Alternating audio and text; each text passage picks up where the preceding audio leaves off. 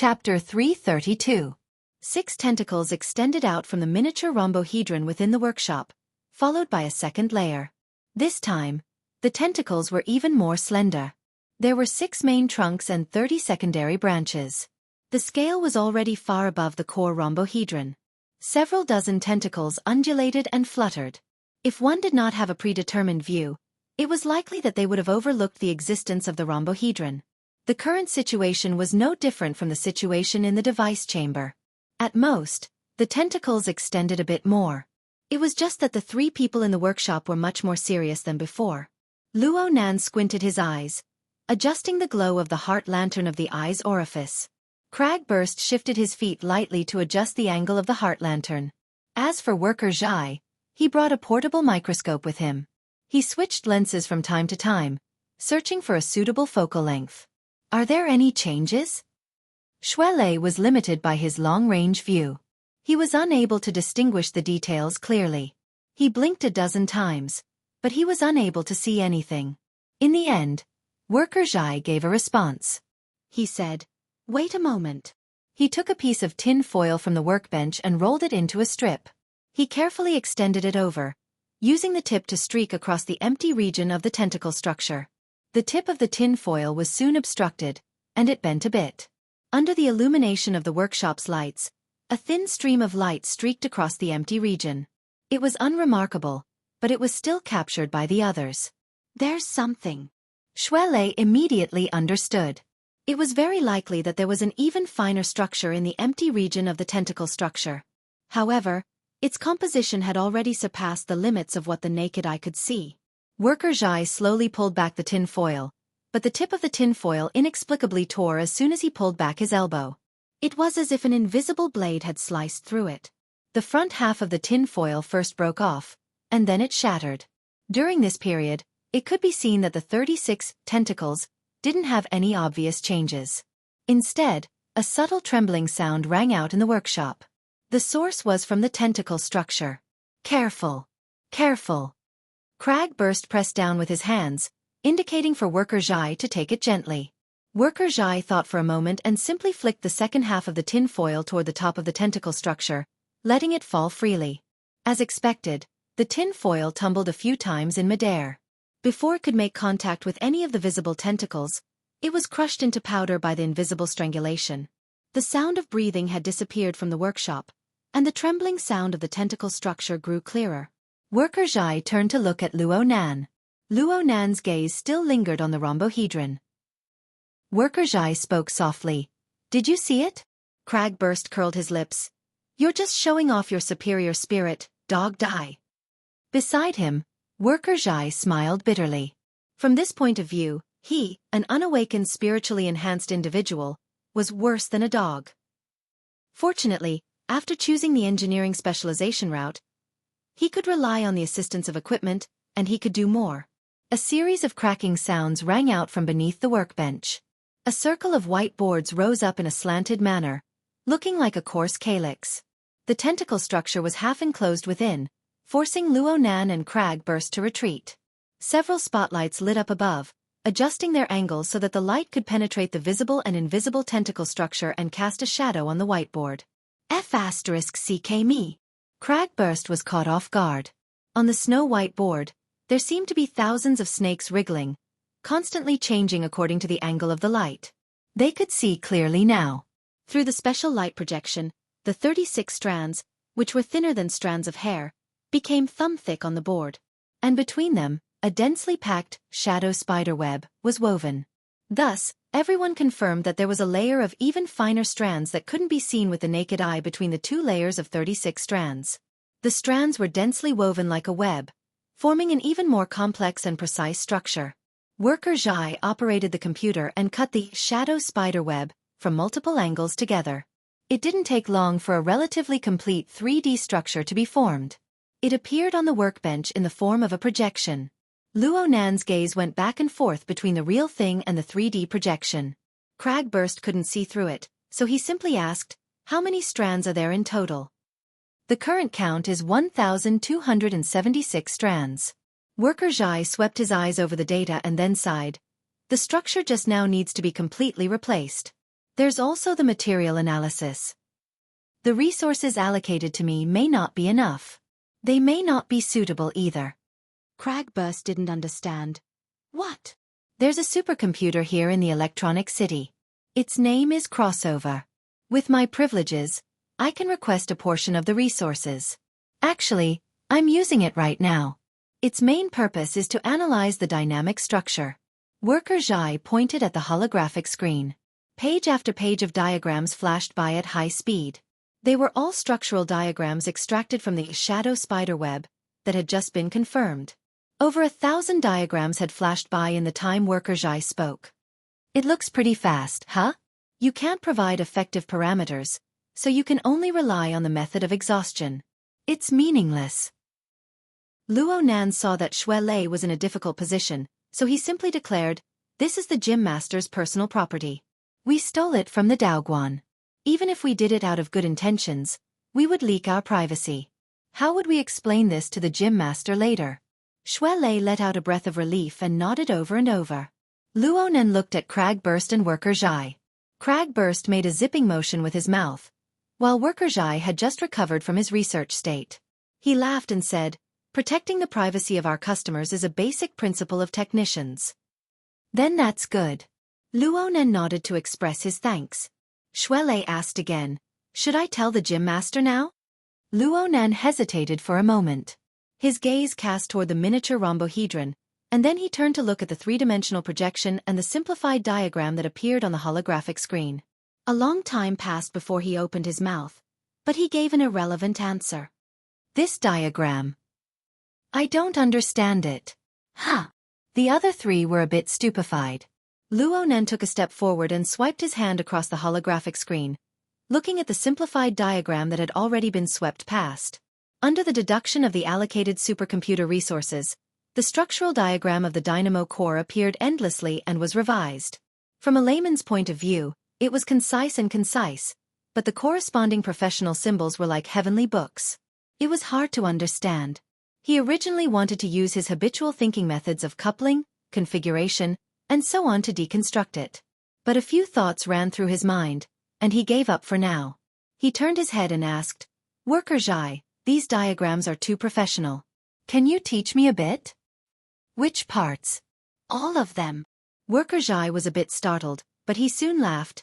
"It's a long story." The frequency at which Luo Nan's fingers swiped was far from being able to keep up with the speed of the supercomputer's analysis. It didn't take long for Luo Nan to give up, allowing the simple diagrams to sweep past. But the thoughts that popped up before became clearer and more stable. "I want to learn from the beginning. I've always been mediocre in physics. I don't even need to talk about electronic engineering and mechanical design. It would naturally be best if I could make up for it." Worker Zhai looked a few more times, and he suddenly realized that the society member before him, who had already reached a higher level, was still a student. He skimmed over the relevant information. His age of 16 was very eye-catching. "What year are you in high school this year?" "First year." "You're interested in engineering?" "It's useful." Luo Nan was very frank. He started from a completely practical point of view. "I want to understand these structural diagrams. I need to have a concept at the very least." Worker Zhai shook his head and emphasized once more, "I can't do it in a short amount of time." On the other side, Cragburst had already been tripped by Luo Nan's train of thought. He simply rolled his eyes. "Weren't we discussing confidentiality issues? You even said that you wanted to confess to that gym master Xiao and be lenient." "After it's fixed." Luo Nan cut off Cragburst's words and looked at Xue Lei. "The gym master has a strange temper. I can't predict what kind of reaction he will have. If I ask him in a muddle-headed manner, we might not be able to talk. Leicester, let's keep this a secret for now. Wait for me to figure out the reasoning behind this, then we'll return it to its owner, okay?" Okay." Xue Lei was actually stupefied, especially when he looked directly into Luo Nan's eyes. Even though Luo Nan's eyes were separated by a layer of contact lenses, and even though the photoelectric signal was transmitted and restored, Luo Nan's gaze was still blazing to the point of terror. He had never seen Luo Nan like this in his memories. Wait a minute. Cragburst raised his hands in an attempt to calm Luo Nan down. "You said you're going to fix it. How are you going to fix it? And you're going to find the branch's laboratory? This is a contradiction. Let me tell you, even the branch's laboratory might not be able to grasp the relevant technology. Luonan didn't speak. He just swept his gaze across the room, from Worker Zhai to Cragburst, to Shui Lei, and then to his own hands. Everyone had a share. Chapter 333. Cragburst was stupefied when Luonan's gaze swept over him, but he quickly came to a realization. He immediately shrunk back. Don't talk about self-reliance. Helping each other won't do either. That's what you spiritual dogs should do. I'm a muscle type. You might as well let me kill my way into the headquarters. Luonan wasn't counting on him. He laughed and shifted his gaze. Worker Zhai, I'll have to trouble you with this matter. Worker Zhai opened his mouth, but in the end, he could only shake his head and smile bitterly. He had already expressed his helplessness on this matter many times. He was not being courteous, but had come to the final conclusion after evaluating the resources and technology involved. How could it be solved with just a please? He heard Luonan speak again. I know that I can't be impatient, and I never thought that I would see results in a month or two. I want to take this opportunity to ask you to help me lay the foundation. Luonan wasn't someone who was good with words. He stopped speaking at this point and saw that Worker Zhai didn't refuse on the spot. Luonan followed his train of thought and continued, I'm also on the mentally enhanced side. I'm also on the precision path. Brother Papercut also said that I should naturally get involved in the maintenance profession. I'll learn from you and you'll teach me. We can even exchange pointers. Cragburst saw that Luonan was having a hard time organizing his words. He couldn't help but speak up. You guys just happen to learn from each other. These words reminded Worker Zhai of something. His eyes lit up as he realized that this 16-year-old high school student was already an official member of the society. In terms of mental cultivation, he was definitely far above him. Luonan was able to have such accomplishments at such a young age. Aside from his peerless talent, Luonan should have quite a set of cultivation techniques. At the very least, Luonan's was much stronger than his wild fox Zen. In this way, not only would they be able to learn from each other, they would also be able to exchange what they need. He had spent many years outside the entrance of the association. Although he was open-minded, it was still a burden on his mind.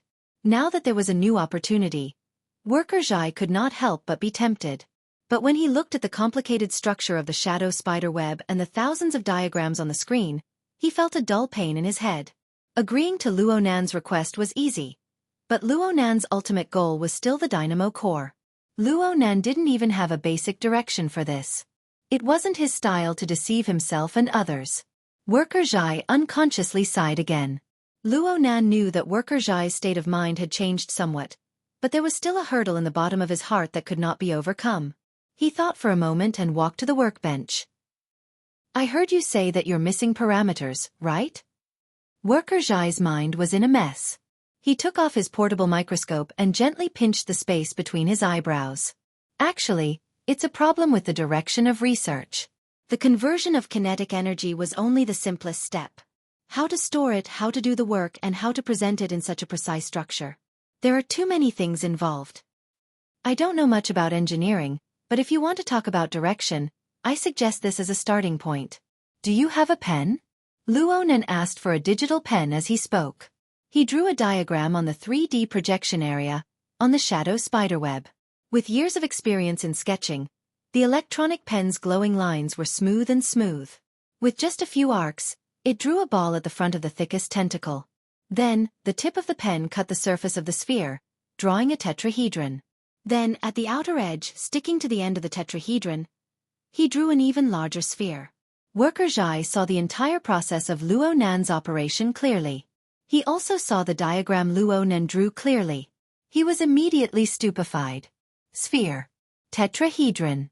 Sphere. 3 diagrams. They were nested layer by layer.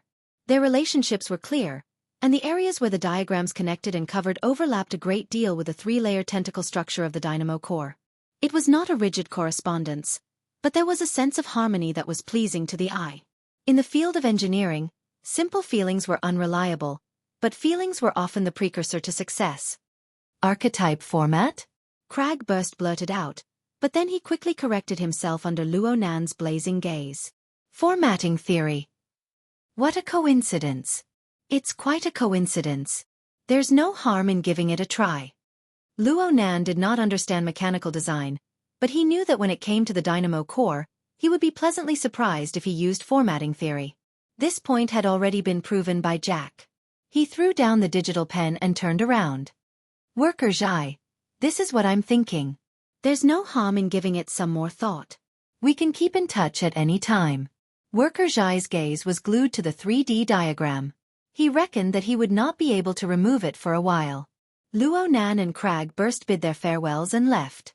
They did not take the hovering target when they left. The miniature rhombohedron was also left behind. Worker Zhai had no objections to this. Basically, they had already reached an agreement to cooperate. It could be foreseen that this agreement would last for quite a long time. Even with formatting theory as a reference, it was absolutely not a simple task to completely see through the mysteries of the dynamo core. Xue Lei hung up the call. He was having a headache about how to hide this matter for a longer period of time. As for Luo Nan, he sat in the SUV with his brows furrowed in deep thought. Crag Burst could not help but ask, "Where are we going now?" "The branch's laboratory." We're going to the Shangding building." Luo Nan came back to his senses. "What I mean is that I need the branch's laboratory's research materials related to the dynamo core. All of them. I also need to follow up on the follow-up progress." "What's there to ponder about? Just directly read it." "And then I'll be watched and monitored?" Crag Burst grinned. Reading the materials wasn't a problem, but according to Luo Nan's words, he needed to follow up on the research. He needed to be deeply involved. This could indeed attract the attention of people with ulterior motives. "Then let's switch things up again. Let Secretary he help. It'll be done in a few minutes. An intermediary company is fine too." Speaking of which, those intermediary agents and whatnot have been suppressed quite miserably. Secretary he is quite skilled at finding entry points. The so-called intermediaries and agents were some internal members of the society. They were hired by external powers. They relied on their membership privileges to resell the society's internal resources. After the operation against Jack last time, a few intermediaries were commissioned by Quantum Corporation to buy back the relevant equipment at a high price. They bought back nearly all of the seized equipment. Crag Burst still didn't feel that reading the materials was difficult. His train of thought diverged as he said, "A while ago, a bunch of intermediaries were fiercely raising the price of the dynamo core. Now they've all stopped. I heard that the financial backer behind them has changed? I'm talking about Quantum Corporation." "Not right now." Luo Nan shook his head. The financial backer Crag Burst was talking about was Luo Nan's old friend, Yan Yonghua. Yan Yonghua hadn't been having a good time recently. He flew back and forth between Xia City and Luo City, transforming into a flying man. Even so, his position in the company was still on the verge of collapse. The enemy's situation was unstable. This alleviated some of the pressure on Luo Nan. Crag Burst still didn't know where Luo Nan wanted to go after talking for a long time. He was just about to ask again when a call came through on the psychic wave network. "Ying? I'm on duty today." "That's right. Boss Luo's personal bodyguard. He's right next to me." Crag Burst spoke a few words before transferring the call to the SUV's portable multimedia system. The control panel lit up, and the upper body of Zhang Yingying's image appeared. Zhang Yingying was dressed in tight-fitting clothes. There was a bit of sweat on her forehead, and a few strands of hair stuck to her hair. A snow-white towel hung from her neck. She was the same as Xue Lei from before. She had undergone a large amount of exercise. She waved at Luo Nan and beamed. "Hello, Boss Luo. Are you interested in swapping pointers? Let me experience your heart lantern of the eye's orifice." "Next time." Luo Nan gave a simple answer. Zhang Yingying's invitation lacked sincerity. She waved her hand and ignored it. She changed the subject. "There's something I wanted to talk to you about on Monday. Since we bumped into each other, I'll mention it. There's money to be made. Do you want it?" Luo Nan frowned. "What money?" Zhang Yingying raised an eyebrow. "The money to buy the Devil Ray. Don't tell me you've collected enough." Luo Nan was very frank. "I haven't found a way yet." "Really?" Zhang Yingying laughed even more happily. I'll give you a chance to do odd jobs. Do you want it? Odd jobs? Earn 60 million by doing odd jobs? Luonan didn't say anything. He just looked at Zhang Yingying with cold eyes. Zhang Yingying was dissatisfied. What kind of look is that? No one's scamming you. Our company recently expanded our business, but we don't have enough manpower. We haven't had any capable newcomers recently, so we want to subcontract out a few. The pay is quite generous. Even if we can't fill your hole, we can still make up for it. Be frank. Do you agree or not? Give me a reply. Cragburst laughed from the side. You need to sign up for a project when doing business. What if it's a gigolo, a princess, or something like that? Do we accept it or not? Zhang Yingying grinned in amusement. She didn't get angry. She turned her head and shouted, Boss, Cragburst said that you went to a nightclub to sell. Holy crap. Cragburst's majestic body instantly shrunk twice. He hated that he couldn't stuff himself under the driver's seat. Even Luonan instinctively leaned back a bit. Zhang Yingying laughed loudly. Of course, Her Majesty Empress Wu wasn't by her side, but the effect was still excellent. Cragburst came back to his senses and immediately cursed, You're just a fox exploiting the tiger's might. A fox is so pretty. Zhang Yingying's hands extended to the top of her head. She held her index and middle fingers together, and she nimbly crooked them twice. Cragburst spat. You're a freaking rabbit. Luonan couldn't help but grin. Zhang Yingying winked at Luonan. She beamed as she sent Luonan some information. This is the details of our subcontracted business. Time is tight. Hurry up and give us a reply. All right. The boss also wanted me to tell you that thanks to you, she's had quite a few social engagements recently. She's earned quite a bit of quick money. And there are people chasing after her. You're welcome. The smile on Luonan's face faded as he spoke. Zhang Yingying was clearly saying that quite a few people were trying to get Her Majesty Empress Wu's tacit approval from within the Xia City branch. This was within Luonan's expectations. Hey, aren't you worried? What's the point of worrying? People's hearts don't grow in my stomach. Cragburst coughed. Yingying probably wants you to go pay your respects and recognize her as your godmother. Go die. Zhang Yingying gave him the middle finger in a straightforward manner. You won't even be able to find the door if the boss doesn't speak. Then she gave Luonan a smile. Relax. Relax. Don't let your imagination run wild. Don't frown all day long. The boss and the president are watching. Headquarters won't be able to play their tricks a second time. As for making money, that's even easier. We ability users just need to find the right path. We can make money lying down. Cragburst blurted out. Then we're still selling.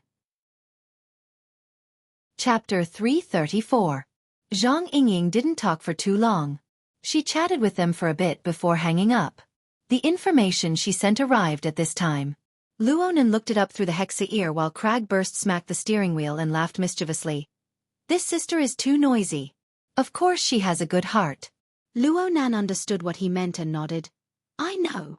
The first time he met Zhang Yingying, she was certainly quick-witted and lively, but she had a temperament that never gave way to others.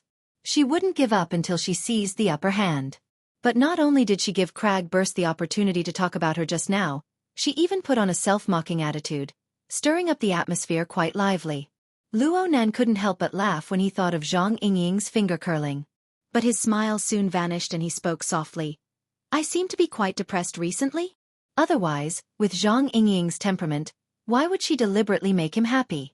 Cragburst laughed loudly. You're stressed, right? That's normal. At your age, if you're still giggling and carefree after bearing all these things, then you really need to see a doctor. Really? That's normal? Of course it's normal. Back when I was in the Coast Defense Force, every time there was a rushing tide. You know what a rushing tide is, right? It's when a large number of mutants use the astronomical spring tide as an opportunity to attack the coast defense line. It's called a landslide and a tsunami. It blots out the sky and covers the earth. Cragburst started the car and the jeep drove out of the parking lot amidst the rumbling of the engine. It merged into the low-altitude magnetic rail of the electronic city. He continued to speak. After the warning and before the start of the battle, it's the most torturous time. There are even suicides in the barracks. A good portion of them are seasoned veterans who have experienced hundreds of battles. It's very likely that they'll survive even if they enter the battlefield. Humans have a limit to their endurance. Once the limit is exceeded, they become a freak. They're done for. But I can see that you're fine. You're far from your limit. Cragburst extended his hand as he spoke. The distance between his thumb and middle finger was quite considerable. Luonan laughed and sighed after laughing. There are still changes. He had a feeling that his reactions were a bit different when he encountered trouble. One had to know that what had just been discovered in the electronic city was the dynamo core. His father had secretly gifted him a mystical item, the key to allowing an altered human like Jack to become a burner, the level of mysterious technology that Earth's technology had yet to reach, and it even involved the mysterious power that was hidden behind the colossus that was Quantum Corporation. If this was a month ago, he would have disregarded everything and rushed to the Taoist gym to find the gym master and ask him about it. He would have pestered him to death to get an answer. But now, even though his conviction to research the dynamo core was firm, it was still a long way to go, even if his heart was about to be torn apart by an intense desire. Why? It was probably because he had some misgivings. In just a month or so, he had made enemies one after another, and they were all powerful forces in the world. After a few times, even a newborn calf's horns would be flattened. Luonan had a faint premonition that what awaited him in front of him was a deadly minefield. It was fine if he didn't trigger it, but once he did, he wouldn't even have the chance to turn back. Sharpening one's tools was the right choice. But on the other hand, waiting in ambush also came with a price. All sorts of thoughts couldn't help but emerge in his mind. They interweaved into a dense and gloomy net, and the pressure followed him like a shadow. Indeed, he hadn't reached his limit, but he wasn't far from being a freak. Cragburst drove his car through the flow of traffic. He shot a glance at Luonan and grinned. "Nanster, I need to say a few words to you. Since you're a man, everyone has pressure. You can find ways to vent, but you can't show it on your face. Otherwise, people will look down on you." Vent. Cigarettes, alcohol, women. Puh. I'm talking about learning, and learning. Turning pressure into motivation. Luonan copied Zhang Yingying and gave Cragburst the middle finger. Cragburst was a bit embarrassed. Don't look into the minor details. What I'm saying is that we can't let the weekend go to waste. If you don't have any plans, I'll arrange a place for everyone to relax. Cigarettes, alcohol, and women? Don't be a bad kid. Cragburst's rough voice cut off Luonan's thoughts. Luonan laughed and asked, "Where's the Trigate district?" "It's between the main city district and Man City. It's almost 200 kilometers away. Why are we going there?" "Nothing. I saw the information Yingying sent over. It says that the partner is Trigate Security LLC. They're registered in the Trigate district. I've never heard of them before." "Oh, this used to be the camp of the Xia City garrison troops. It was removed not too long ago. The security company you're talking about should have a military background. Not bad. It's quite easy to earn money from the government and the military at this stage. What kind of business is it?" Luonan read from the information, native species, genetic and ecological maintenance. What? Cragburst didn't hear it clearly for the first time. Luonan repeated the information, clearly reading the relevant introduction. It's a patrol and reconnaissance business. It's related to mutants. F***CK. What a scam. Cragburst smacked the steering wheel with force and the horn exploded. This time it was Luonan who didn't understand. This business isn't good? It has nothing to do with business. I'm saying that as long as there's a similar business, it means that the government and the military are scamming the common people. F***CK. What the hell are the garrison troops doing? Cragburst transformed into a furious youth in an instant. Luonan flipped through the information and slowly came to an understanding. Native species, genetic and ecological maintenance was a long and awkward name. Using one word to describe it, it was mending the pen after the sheep is lost.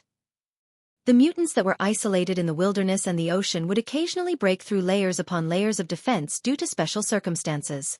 They would appear within the city of Xia City.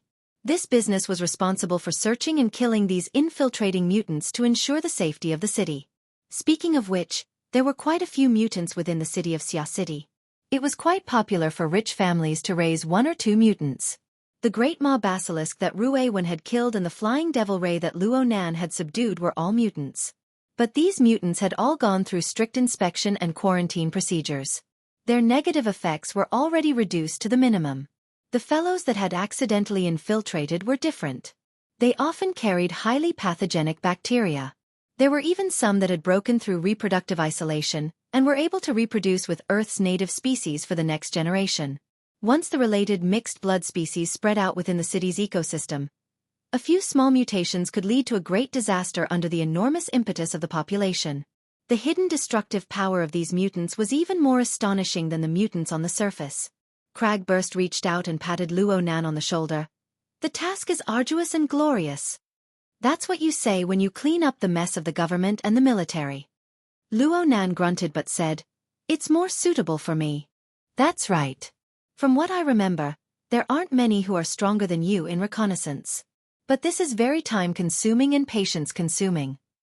"Hey, that's not right, right?" Cragburst suddenly came to a realization. Luo Nan was still a student. His extracurricular studies were very arduous. How could he have the free time to run around the city with someone else? Chapter 335. In November, it was said that the Arctic glaciers were melting.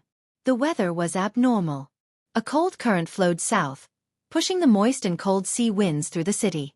Xia City, a coastal city, became unworthy of its name in the blink of an eye. It was as if winter had arrived a month earlier. A layer of frost had actually formed on the windows of the classroom in the morning. Fortunately, this physics class was held in a large classroom. 300 people were packed to the brim. The entire classroom was quite warm without the need for any heating equipment.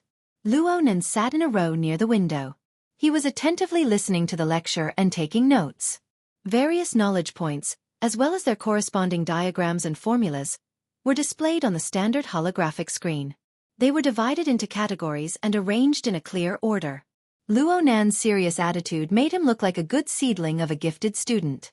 If Xuelei hadn't been classmates with Luo Nan for over a month, Xuelei might have been confused just by looking at Luo Nan's current performance.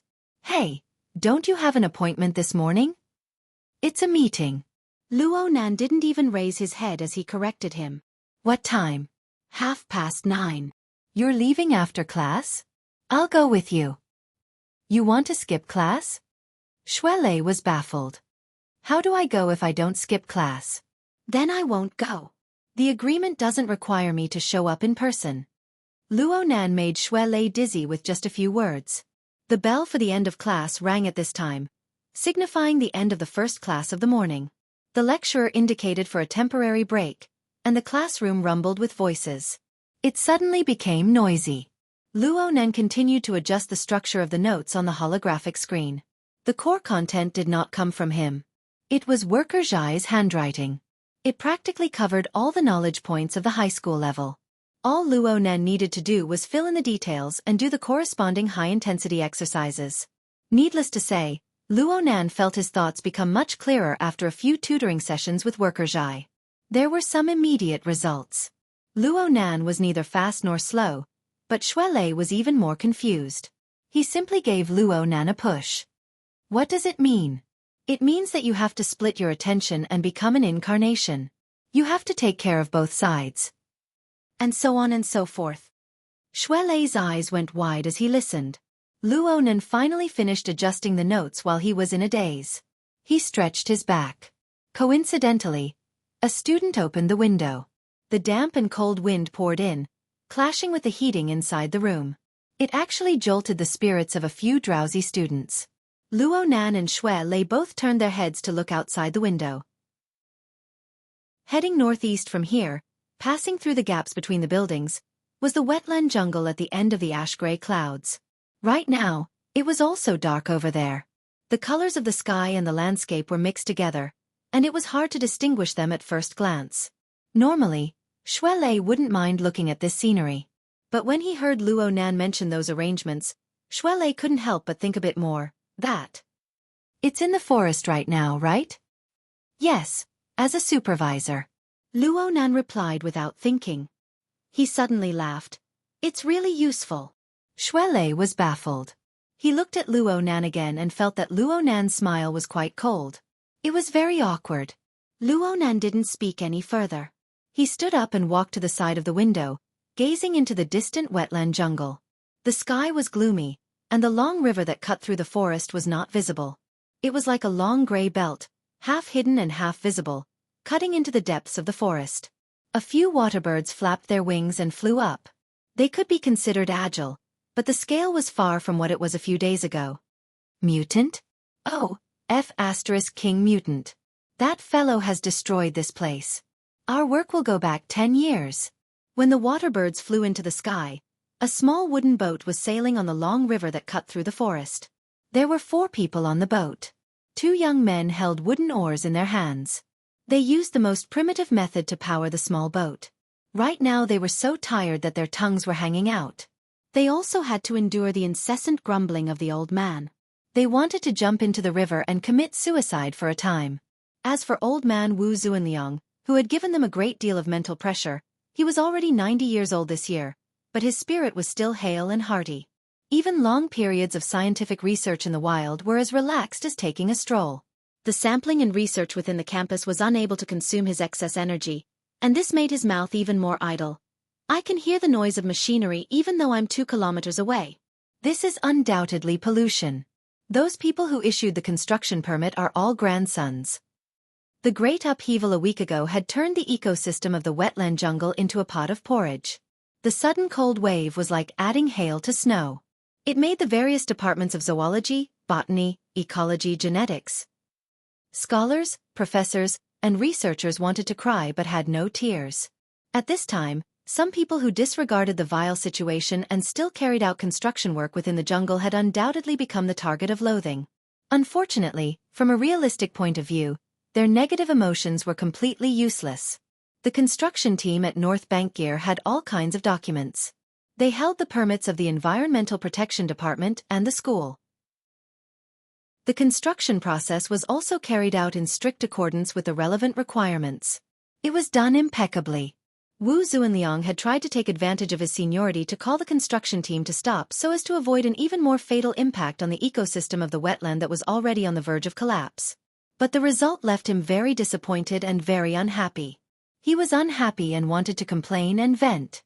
In any case, his wife wasn't at his side, so there was no one to reprimand. Before the 2 experimental dogs, who had changed jobs, went completely crazy, a tall woman wearing hunting clothes at the bow of the boat glanced back and said with a smile, "Teacher, in terms of age, there's nothing wrong with them calling you grandfather. It's just that suddenly having a bunch of big nephews gives me a headache." Old man Wu pointed at her. "At such a young age, you already want to be an aunt. Why don't you find a partner?" The one old pan introduced that something. "Teacher, if you can't remember, I can't remember either." The tall woman adjusted the brimmed hat on her head, and then her gaze cut to the 2 suffering experimental dogs. "Seniors, are you tired? Let's change hands?" "No need, no need." The 2 experimental dogs stuck out their tongues, shook their heads and wagged their tails, and simultaneously paddled with all their might a few times to prove that they still had strength to spare. The woman in hunting clothes didn't say anything else, and continued to chat with old man Wu. Teacher Pan hasn't been in good health recently, and often suffers from insomnia. Given her personality, she'll think too much when something happens to North Bank Gear. It's better to take advantage of this mess and finish repairing it as soon as possible, so as to avoid more trouble in the future. Hearing the student mention his wife, old man Wu smacked his lips and said, "Don't worry about salty carrots," before he didn't say anything else. However, it didn't take long for Wu Zuanliang to look at the messy state of the jungle on both sides of the long river, and he couldn't help cursing again. Mutants are King exterminating things, and Cloud City Water Village actually does foster breeding? That dog's hit aquarium. I shouldn't have agreed to help. Old man Wu's chest drooped, and he stomped his feet. With each word, the wooden boat rocked back and forth, threatening to capsize at any moment. The 2 experimental dogs' faces were deathly pale, and the woman in hunting attire at the bow of the boat pressed down on the brim of her hat, smiling as she watched him vent. As an old-school ecologist, Wu Zuanliang loathed mutants to the extreme. The devastation and continuous mutation of these monsters had destroyed the ecological theory of the Third World War, practically negating all the value of his life before the age of 50. In the following 40 years, he continued to make achievements, and he had numerous works to his name. The people of the world gasped in admiration at his grand feat of changing the field of research in his old age and climbing to new heights. Little did he know that his love for this field of study was about to be exhausted by the ugly and complex genes of the mutants. Acumen College's wetland jungle had been practically completely isolated from the influence of the mutants for the past few decades. It was one of the few places that could evoke the ideals of his original life. But now, even this place had been ruined. Old Man Wu truly felt that death was better than life. I'm going to write a letter to the school. No, I'm going to write a letter to the municipal government. Those grandsons of Cloud City Water Village, I'm going to punish them until they go bankrupt. If you want to write, then write. The woman in hunting attire echoed. At the same time, her gaze swept across the river shore, and she said with a light laugh, I'm actually more interested in that bald crow. With that kind of body, it's already surpassed a raven, right? I don't think a similar giant phenomenon has ever appeared before. Which one? When Old Man Wu turned his head to look, the large black-winged bird circling in the air had already disappeared into the depths of the forest, disappearing without a trace. It just so happened that the river curved at this moment, and the forest ahead was sparse. Another part of the lake had opened up, and one could faintly see gear standing on the north shore. It was covered in rust. When he truly saw the building, Old Man Wu, who had previously been muttering curses, became silent. He looked for a long time before turning his face and asking about the crow. Did you get a picture? It was sent to my mailbox. Teacher, I have an appointment, so I have to leave early today. Oh, you mentioned it yesterday. Go, there's nothing to do right now anyway. Oh, the four sides of this place aren't touching. Let young deer and the others row a bit more. The two experimental dogs' hearts were filled with tears, but they still had to agree. Yeah, it's a bit. Let's row a bit more. Just go straight to the shore. It's impossible for teachers' students to get lost in the forest. Old Man Wu laughed heartily. A moment later, the wooden boat neared the shore. The woman in hunting attire gracefully leapt ashore, and the small boat moved forward, pulling apart the distance. Old Man Wu shouted, Let's go home and eat tonight. No need. Someone's taking care of our meals. The woman in hunting attire waved her hand, turned around, and entered the forest, disappearing without a trace in the blink of an eye.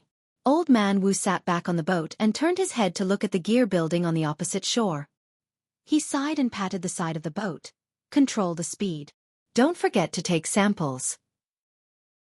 In the span of a few days, the North Shore gear, which had burned quite a large area, had already more or less recovered from its exterior appearance. The overall feeling of having been scoured by time made it not require too much of an external appearance. The current project was mainly the installation and remodeling of the internal equipment. On the day of headquarters operation, the destruction caused by that damned tank had practically razed the central control room to the ground.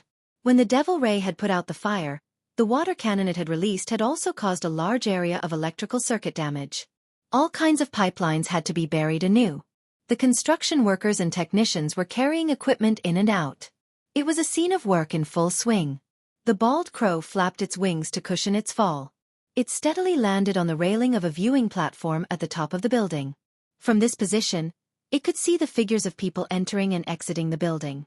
It could also see some areas inside the building through the glass. Inside the building, there was a construction worker pushing a high-precision imaging instrument. He openly walked around each floor of the building. From time to time, people would come over and input data obtained from other locations, continuously adjusting the parameters and establishing a database that might be even more detailed than the design blueprints. The scope and intensity of the construction workers' work, when converted to value, already far exceeded the remuneration they received from the school. Chapter 336. It was 9:15 in the morning. The second morning class of Acumen College had already begun. The surrounding schools were more or less the same. The students, who were the main consumers, were bound to the campus. The streets of the large living area were relatively deserted. There were only magnetic rails extending out at low altitudes. Flying cars streaked past from time to time.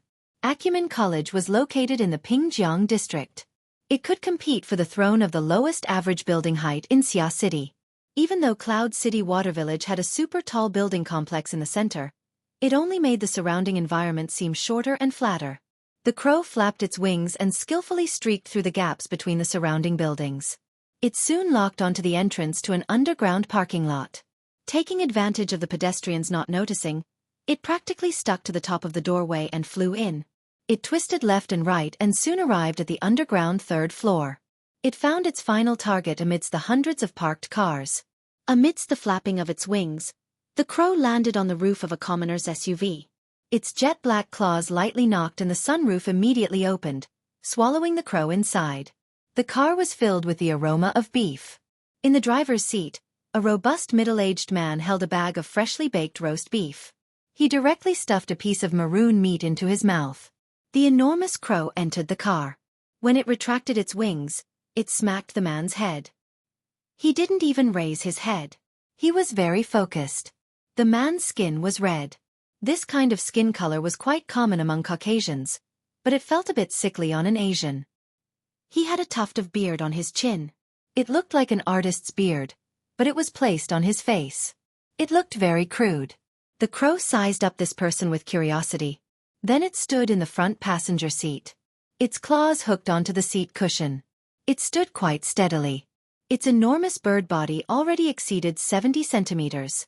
It stood in the front passenger seat at about the same height as a normal person sitting. The man turned his head to look after swallowing most of the meat in his mouth. He met the crow's jet-black pupils and went, "Oh." He freed a hand and rummaged through the storage box in the middle of the car. He took out a box and tilted the food packaging, pretending to pour it into the box. "Want to eat? If you want, I'll share some with you." This must be someone in the same trade. Otherwise, why would he treat a crow like this? This enormous crow was none other than Luo Nan's pet. It was also Luo Nan's earliest believer, Ink. Right now Luo Nan and Ink shared a view. He could control it, so Ink shook its head. "If you don't want to eat, then forget it." The man stuffed another piece of roasted beef into his mouth and chewed hard. Then, he reached out and grabbed a rubber band-like object from the center console. He put it on his index finger and shook it. It was obvious that the material was flexible and had a purplish-red luster. It was very eye-catching. "Lift your leg." Luo Nan was very cooperative. He sent the command to Ink, and Ink jumped a bit. It raised a claw crookedly. The man used 2 fingers to pull open the rubber band and wrapped it around Ink's shins. Immediately, he tightened the band against the skin. With the claws blocking the lower part, it wouldn't fall off. There was a purplish-red circle around Chi Mo's foot, which was also quite eye-catching. From what Ink could sense, it didn't seem to be affected at all. As the man chewed on the meat, he mumbled, "This gadget is specially made. It's a communication device. It's very simple to use, and it's more suitable for you psychics. You'll know once you try it." A communicator strapped to his leg? Luo Nan pierced it with his mental strength, but there was no response.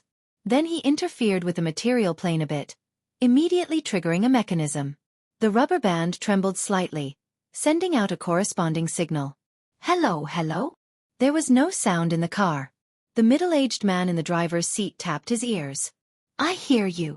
So this was how it could be used. It was indeed quite convenient and effortless. Luo Nan reckoned that even if he didn't comprehend the coupling technique, he would still be able to realize external communication by relying on the paper-blowing interference power from before. Right now, there was only one question. Luo Nan asked through the communication rubber band. "Isn't it a bit roundabout? You can use the hexa ear, right?" Luo Nan still remembered the last time he and Crag Burst acted together. The two used the hexa ear to communicate without hindrance on the psychic wave network. They were able to seamlessly connect to the society's large operation. Why did they need to open a new communication channel? That's your communication network. I can't reach it. In addition, your partner hasn't joined the society. That's all. Partner? Then you. Oh, what's your name, Master? My surname is Jean. Master Jean? Fourth tone. Gujang Jean. You can just call me Old Jean. In any case, I'm just a driver. Luo Nan felt that this person was a bit emotional. Perhaps his situation was similar to Worker Zhai's. He was a person within the circle, but he wasn't an awakened. It was normal for him to be a bit jealous. In any case, this person was a hired employee of the hidden indigo firm. Luo Nan didn't need to worry about his mental state. Zhang Yingying had played such a trick. She had Luo Nan hide behind the scenes and had the spiritually attached crow do the reconnaissance. There was nothing to criticize in terms of safety, but when it came to doing things, there was always a bit of mystifying. Luo Nan needed the cooperation of a partner. Originally, Luo Nan believed that this straightforward driver before him would be his future partner. But from the tone of his voice, it seemed that it was someone else. Knocking sounds rang out from the car window as he was pondering. Old Jean unlocked the door, and someone opened the door to sit in the back. The person wore a brimmed hat, and the shadow covered half of his face. He was quite mysterious, and he leaned back just as he sat down. His body movements were quite relaxed. Old Jean, my partner. Oh, a 70-centimeter bald crow. He's a giant. The person in the back swept his gaze over Ink, who was sitting in the front passenger seat. He immediately let out a gasp of admiration. Normal bald crows were around 50 centimeters in length when they reached adulthood. Ink's physique far exceeded that. Just a search on the internet would reveal this. But this person was able to distinguish the species of crows with a single glance and was well versed in the relevant knowledge. He should be an enthusiast or a professional. The person took off the brimmed hat as they spoke. Her black hair hung down like a waterfall, setting off a bright and beautiful face full of vitality. It seemed to brighten up the dusky car. Yes, this was a woman. She looked very young, around 20 years old. Her skin was a healthy wheat color. It wasn't dark, but it revealed a bright luster of life. To use a common saying, she was full of collagen, displaying an abundance of vitality. She casually tied her hair into a high ponytail. It could be seen that she was quite tall. When she straightened her back, her head nearly touched the roof of the car, and the hunting clothes on her body were tight, making her figure appear all the more curvaceous. Old Jean, I'm not late, right? Look at the speed of the car. Old Jean gave a simple reply. Then he poured the entire roast beef from the bag into his mouth. His cheeks bulged as he chewed with force. He knocked on the control panel, and the car started up in smart mode, driving out of the underground parking lot. Luo Nan was speechless at such a bold way of eating. The beautiful woman in the back seat extended her hand over at this time. Luo Nan instinctively felt that she wanted to shake his hand and greet him. He wanted to order Ink to extend its wings in response, but the crow's head had already been struck. Then it was rubbed left and right. This crow isn't bad. Oh, or should I say spirit bird, lich, or shikigami? Which one sounds better? Peony has brought along a communication device. You two can directly talk. Old Jean spoke vaguely, giving Luo Nan an introduction. Peony? Luo Nan touched the rubber band and gave it a try. Hi, Mr. Crow. Hello. Hello. In any case, Miss Peony, it would be even better if you could stop pressing on Ink's head. This giant is called Ink? That's easy to remember. It'll be easier to greet him in the future. Also, there's no need to add Miss. When the car went down, a dispirited and deranged figure wandered about on the other side of the thick wall. His line of sight was unable to penetrate the car and the thick wall, but the area with a radius of 30 meters was within the range of Ink's perception.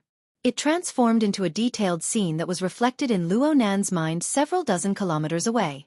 Under pure observation mode, whether it was Luo Nan himself or his believers, their mental strength could penetrate through walls. There was nothing it couldn't reach. The only thing that could be limited was the limited range that they could cover. A radius of 30 meters. This was the current limit of Ink's natural perception. However, Luo Nan could also use telekinesis and other methods to temporarily expand it by a large margin. Luo Nan compared the relevant information and felt that this kind of ability was already enough. The car stopped precisely at the center of the parking lot. The elevator was right in front of it. Old Jean smacked his lips. He had already swallowed his beef clean. Get off the car. There's nothing else for me to do. Chapter 337. Under Old Jin's urging, Peony got out of the car first and put on her wide-brimmed hat once more. She raised her hand and fiddled with the back of her head a couple of times. Her high, knotted ponytail pierced through the top of her hat's buckle and swayed slightly. It was lustrous, bright and beautiful, yet also appeared lively and dynamic. Right now, Luo Nan could confirm that Peony's figure was quite tall. She had the absolute figure of a model. At first glance, she could compete with his older cousin, Mo Ya. In other words, they were more than 180 centimeters tall. This put a lot of pressure on the youth who was only about 170 centimeters tall. Fortunately, he didn't have to reveal it now. Ink jumped out from the side window, unfurled its wings, and with a slight turn, flew forward. Luo Nan saw that the elevator had stopped on the ground floor. He pressed a button with his interference force in passing, and the elevator lights lit up. The doors opened just as Peony arrived. "Thank you, Mr. Ink." Peony smiled unhurriedly, but she thanked the wrong target.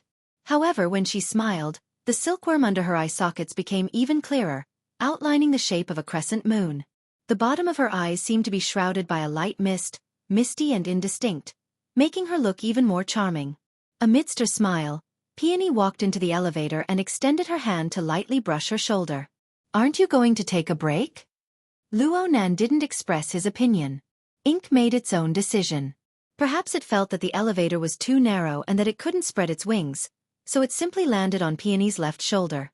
Wow, it's heavy. Be it from the perspective of species or the real world, Ink was indeed a big guy. At this moment, its two claws were hooked onto the shoulder of Peony's hunting clothes, and its wings were tucked in tightly. Otherwise, it would have forced Peony to tilt her head. The elevator went up and soon reached the 50th floor. There was a receptionist at the exit. When she saw Peony, especially the enormous crow on her shoulder, she stared blankly for a moment before coming forward to greet her. "Hello, are you Lady Peony of the Hidden Indigo firm?" Peony grunted. Her attitude was still quite adequate. When the receptionist's line of sight swept across Peony's pretty face, she was somewhat sluggish, but then her heart inexplicably chilled. He quickly attributed the reason to the crows. Let's not talk about whether the crow that occupied the shoulder of the beauty was majestic or not. Its posture was habitually leaning forward. Its height seemed fine, but its tail feathers and head formed a slanted line. It looked like someone was leaning forward and staring at you. The more one looked at it, the stranger its pitch-black eyes were. The receptionist couldn't help but take a step back. Realizing that she had lost her composure, she smiled awkwardly and took the opportunity to lean sideways. She gestured with her hand. "This way, please."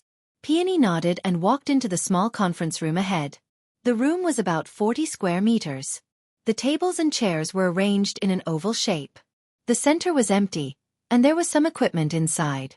At this time, the equipment was not turned on, but most of the chairs were already occupied. There were about 20 people. The appointed time was 9:30, and it was already 10:32. They were 2 minutes late, but the meeting hadn't started yet. It seemed like they weren't the only ones who were late. Seeing Peony come in with an enormous crow, everyone in the room turned their heads to size her up. Peony maintained her polite and distant smile. She withstood the gazes of everyone and directly found a place to sit down. She also brought out a curious gaze and swept it over the faces of everyone in the room. Her body language was very relaxed. Ink jumped down from her shoulder and stood on the table in front of her. Under Luo Nan's repeated warnings, Ink folded its wings and shut its mouth. It didn't utter a single sound, but its head twisted back and forth and its eyeballs followed suit. The beauty and the crow shifted their gazes and switched their targets at the same time. One person and one bird were brazenly watching the other participants. In the end, it was these people, who held the advantage in numbers, who couldn't take it anymore. They diverted their gazes one after another. Some of the people in the room had wanted to get closer to the beauty and greet her, but when they saw this situation, they dispelled these thoughts one after another. The atmosphere was bewildered and awkward. And so, of the 20 or so people in the conference room, only Peony's expression didn't change from beginning to end. Luo Nan couldn't help but admire her. He had Ink as a cover, and he was several dozen kilometers away. He had no misgivings. And Peony's performance was clearly experienced. She was calm and composed, unyielding and imposing. I wonder what kind of work she does in the Hidden Indigo firm? Luo Nan discovered that he had been so busy these past few days that he was dizzy. He knew very little about his future partner. Right when he was pondering whether or not he should find Zhang Yingying and ask her for some information, the door rang out again. Another person entered the room. After a brief pause, the person walked straight over. The person simply pulled out a chair next to Peony. Only then did he bow and smile. "Can I sit here?" "Feel free." Peony turned her face to the side and roughly sized up the person. She didn't refuse. The person sat next to Peony. He was a young man wearing casual clothes. His semi-long curly hair was quite eye-catching. The ends of his hair hung down to his shoulders, and it was a bit fluffy. His complexion was extremely fair, and he wore an earring in the middle of his left ear. Luo Nan was certain that this bro's stylist was absolutely amazing. Not only did he not look like a sissy, he even used his hairstyle to further embellish the lines of his slightly mixed-blood cheeks. This matched his healthy physique with wide shoulders and narrow waist. He had quite a manly air, and he had the style of an aristocrat from the old European royal families. After the person sat down, he first introduced himself. "Hello. My surname is Long. I'm ranked 7th. My friends call me Long 7. I just joined this group. I'll take the liberty to ask for your name. You can just call me Peony." "Peony?" Long 7's gaze swept across Peony's cheeks. In the end, it landed on her wide-brimmed hat. "I'm guessing that you're a student of Acumen College." Luo Nan was caught off guard. Only then did he discover that he had been overthinking things. From beginning to end, he had just been conversing with Peony. Peony didn't have any ill feelings toward this handsome mixed-blood kid. A smile blossomed from the corner of her eyes. She asked very cooperatively, "What's the reason?" "Please forgive me for speaking bluntly.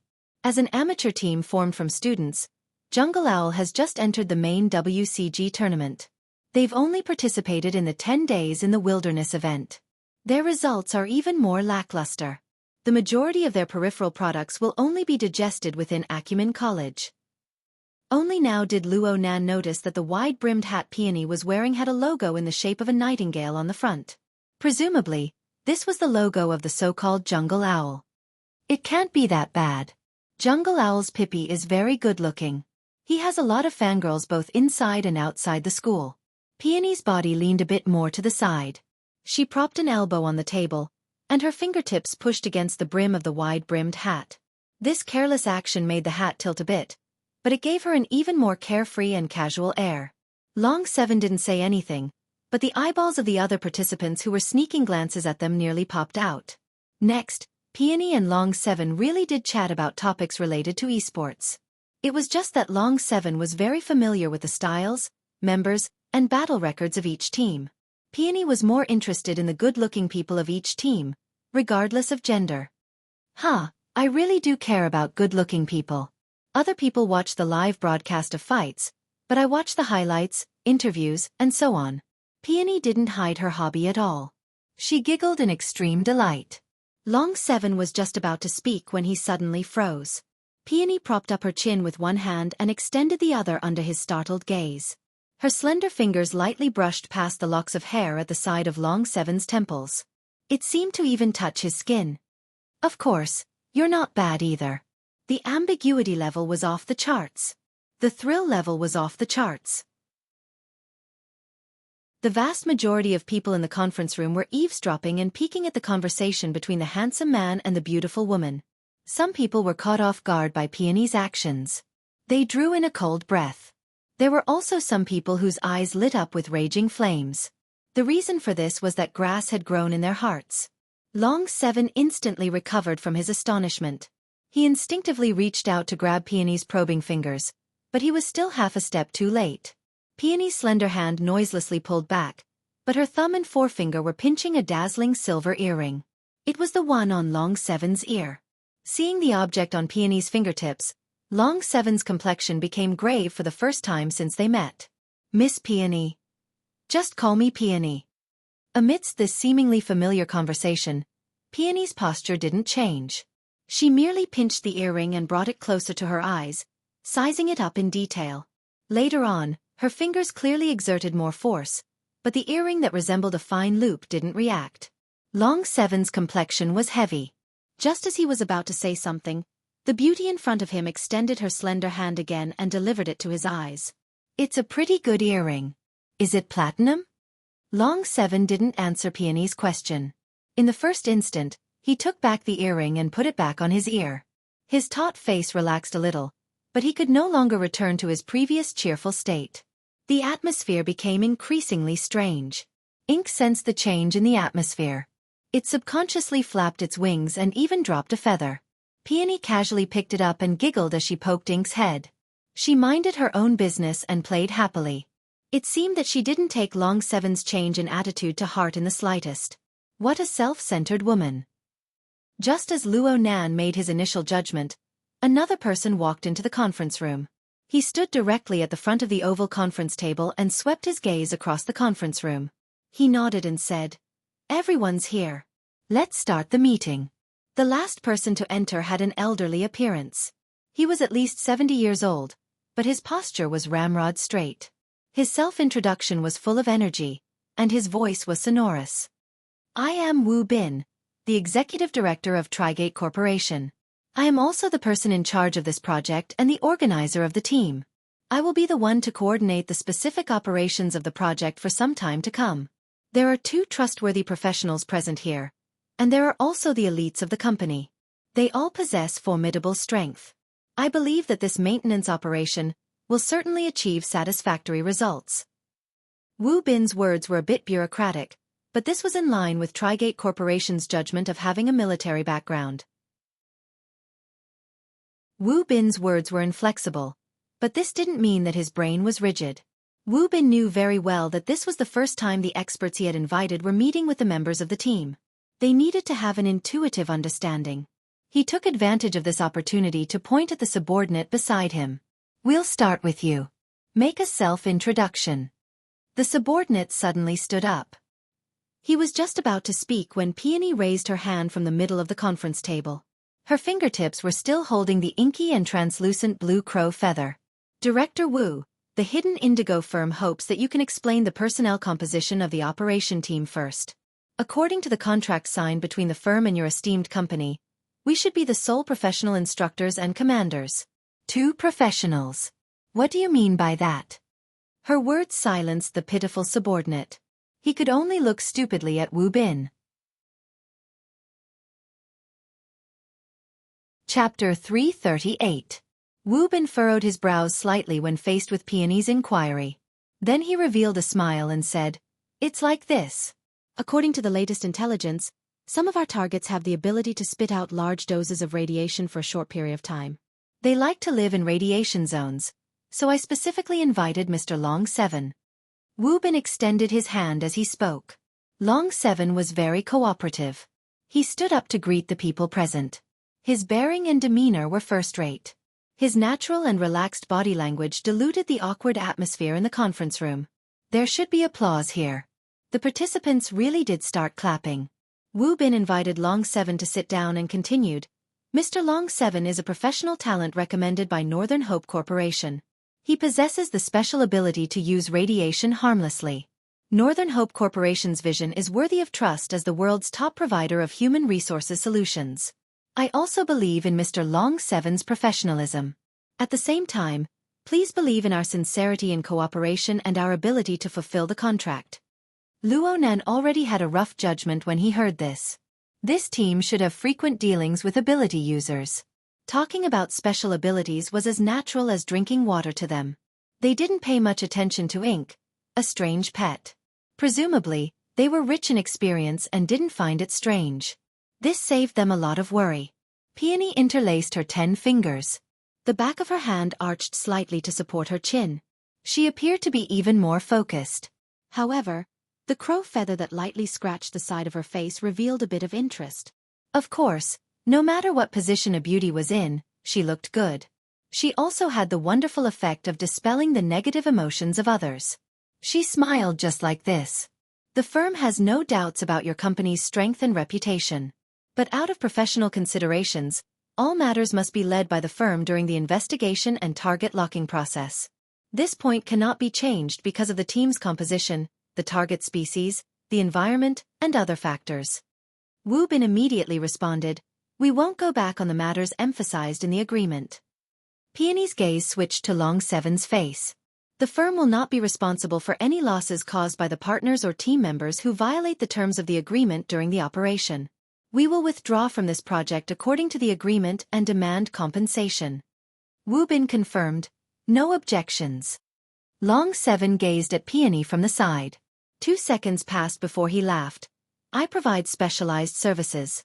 Miss Peony oversees the overall situation. The two don't contradict each other. I will certainly abide by the relevant provisions. Peony laughed as she sat up straight. She tossed the crow feather on the table. Then I have nothing else to say. Wu Bin secretly heaved a sigh of relief. A bold smile appeared on his face. Since we're a team, it's best to communicate in time. Being able to point it out like Miss Peony can eliminate many problems. Although he said this, he wasn't willing to let Peony open her mouth again. He indicated that the personal introduction should quickly begin. Immediately, the team members introduced themselves one by one, as well as their positions in the team. Very soon, it was Peony and Long Seven's turn. Draconic Seven's appearance was rather noble, but he had a sense of community. He took the initiative to introduce himself. Director Wu mentioned just now that he's mainly interested in my radiation decontamination ability. I won't talk about that. In addition, I've also done some research on firearms and exoskeleton operations. Peony suddenly interrupted him. What kind of exoskeleton? Military? Police? Or a deep blue walker? Long Chi smiled and replied, anything is fine. Oh, sorry for my rudeness. Though she said this, Peony wasn't surprised in the slightest.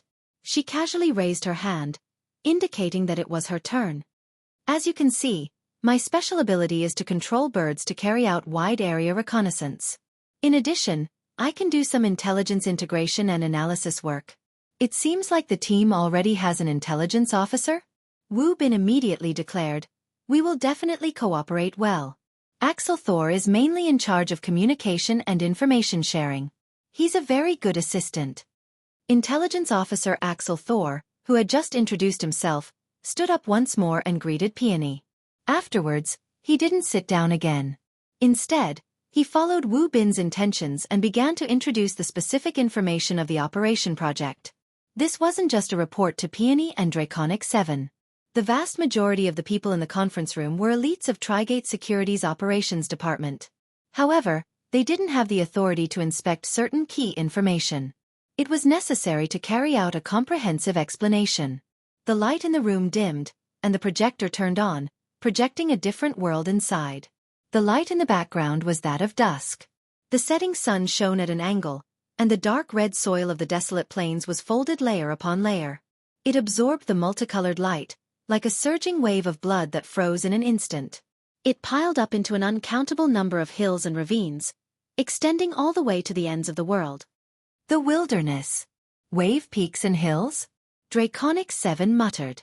He seemed to be talking to himself, but he also seemed to be deliberately communicating with Peony. Peony turned her head to look at him. You're very familiar with the surrounding terrain of Xia City. I run around once in a while. In the time it took to say 2 or 3 sentences, the aerial image continued to push forward. At the end of the monotonous horizon, the altitude gradually dropped, revealing a blood-colored hilly region. This caused Draconic 7's words to be filled with foresight. The camera gradually locked onto the target. In the skies above the hilly region, countless black dots circled in the dusky sky. They were like a weary flock of birds returning to their nests. But when the camera zoomed in and locked onto an individual, Luo Nan's eyelids twitched even though he was far away in Acumen College's campus. The thing that appeared in the center of the projection wasn't a bird at all. It was more like an ugly and deformed bat. This was a mutant, without a doubt. The body of this bat wasn't large. Its wingspan was around 30 centimeters. Its head was like that of a small canine. Its ears were very large, its teeth were sharp, and its eyes were blood red. Its entire body was covered in grayish-black fur. The most recognizable part was the 4 claws that stretched out from the edge of the membrane-like wings. From a different angle, one could see that this monster had all 4 limbs, and its muscles were knotted together. It looked extremely powerful, and its membrane wings were more like appendages. Intelligence Officer Axel Thew's explanation intervened in time. The wing-hand bloodbat is a gregarious mutant. It normally feeds on the blood of large mammals. When it sucks blood, It injects paralysis toxins and various viruses. If the dose is high enough, it can be fatal. Its diet includes humans, as well as its own kind. A large population can be classified as a Class 2 threat. In the wilderness, vagrants generally call it pubula. It's an onomatopoeia, an imitation of the sound it makes when it flaps its wings. He turned on the sound effects as he spoke. The sound of the scene was reproduced with extremely high fidelity. Hundreds and thousands of strange bats circled and danced in the air, emitting a strange sound. It was like a large number of flags fluttering in the wind. It was a continuous stretch. Axel Thew cut out an anatomical diagram at the edge of the projection. Everyone, please take note. The wing-hand bloodbat doesn't have a vocal organ. In its normal state, it doesn't make a sound when it flies or eats. It's a terrifying assassin of the night. It only makes a similar sound when it's courting a mate. Of course, they are extremely irritable and sensitive during these times. Their destructive power is at its strongest. As he spoke, a diagram popped up below the anatomical diagram. It seemed like this person's PPT skill was maxed out. The wing-hand bloodbat is in heat. When it sucks blood, it injects a virus that is highly contagious and lethal. There have been many records of small to medium-sized vagrant tribes being wiped out by the virus. For example, this place is the ruins of a vagrant tribe that perished. The camera's perspective shifted. One could see that there were some empty holes on top of the hill. They were quite regular, serving as doors and windows. These were the crypts, commonly used by vagrant tribes. They were relatively sturdy and had strong concealment. They could avoid the majority of predators in the wilderness. The game 10 Days in the Wilderness had scenes of crypt battles. Even Luo Nan was no stranger to it. It was just that what appeared on the screen was deathly stillness. As the camera switched, a few dried-up corpses appeared amidst the rubble and weeds. Practically every single person's body was curled up. It was easy to imagine that they had experienced a bitter struggle. The conference room was silent. Intelligence Officer Axel Thew continued to explain, "We need to pay special attention to this. According to the latest research, certain mutant wing-hand bloodbats have evolved to have limited control over the virus. I don't know if everyone understands what I'm saying." Long 7 interrupted and asked, "Are you saying that the wing-hand bloodbat can control whether or not the target is infected?" "No. It's the degree of infection. It might even include the probability of mutation. According to the experimental data of a certain research organization, a single wing-hand bloodbat has successfully caused 2 experimental bodies to undergo mutation." Human experiments? Intelligence Officer Axel Thew swept a glance at his boss and shrugged. The data doesn't show this. He didn't continue on this topic.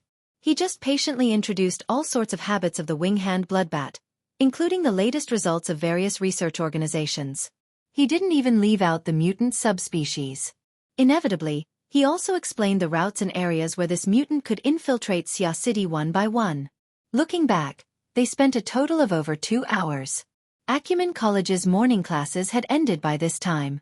Trigate Corporation probably felt that it was too long and tedious. All sorts of drinks and fruits were placed on the table. Even Ink was given a cup of water. They waited until the end with great difficulty, but a rather impressive display board appeared on the side of the projection. There were many dark silhouettes and silhouettes on it. They were roughly divided into 4 layers. The top layer was a bit sparse, but the bottom layer was densely packed. There were at least 20 of them. The images of the wilderness and the flock of wing-hand bloodbats transformed into a mass of light and entered the first silhouette in the upper left corner. This was the tempo of the conference going on for 2 days. Long 7 couldn't help but shake his head. It's quite a large scale. Isn't it better to sound the red alert now? Peony's eyes and lips were smiling, but the meaning behind her words wasn't the same. She didn't expect a direct response from Wu Bin. She directly spoke to her pet. "Mr. Ink, have you woken up?" Ink, who had been a wooden statue for a long time, raised its eyelids. It really did sleep under Luo Nan's orders.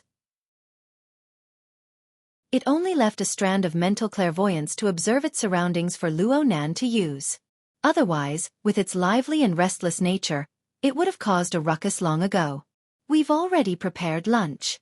I asked the 2 experts to honor us."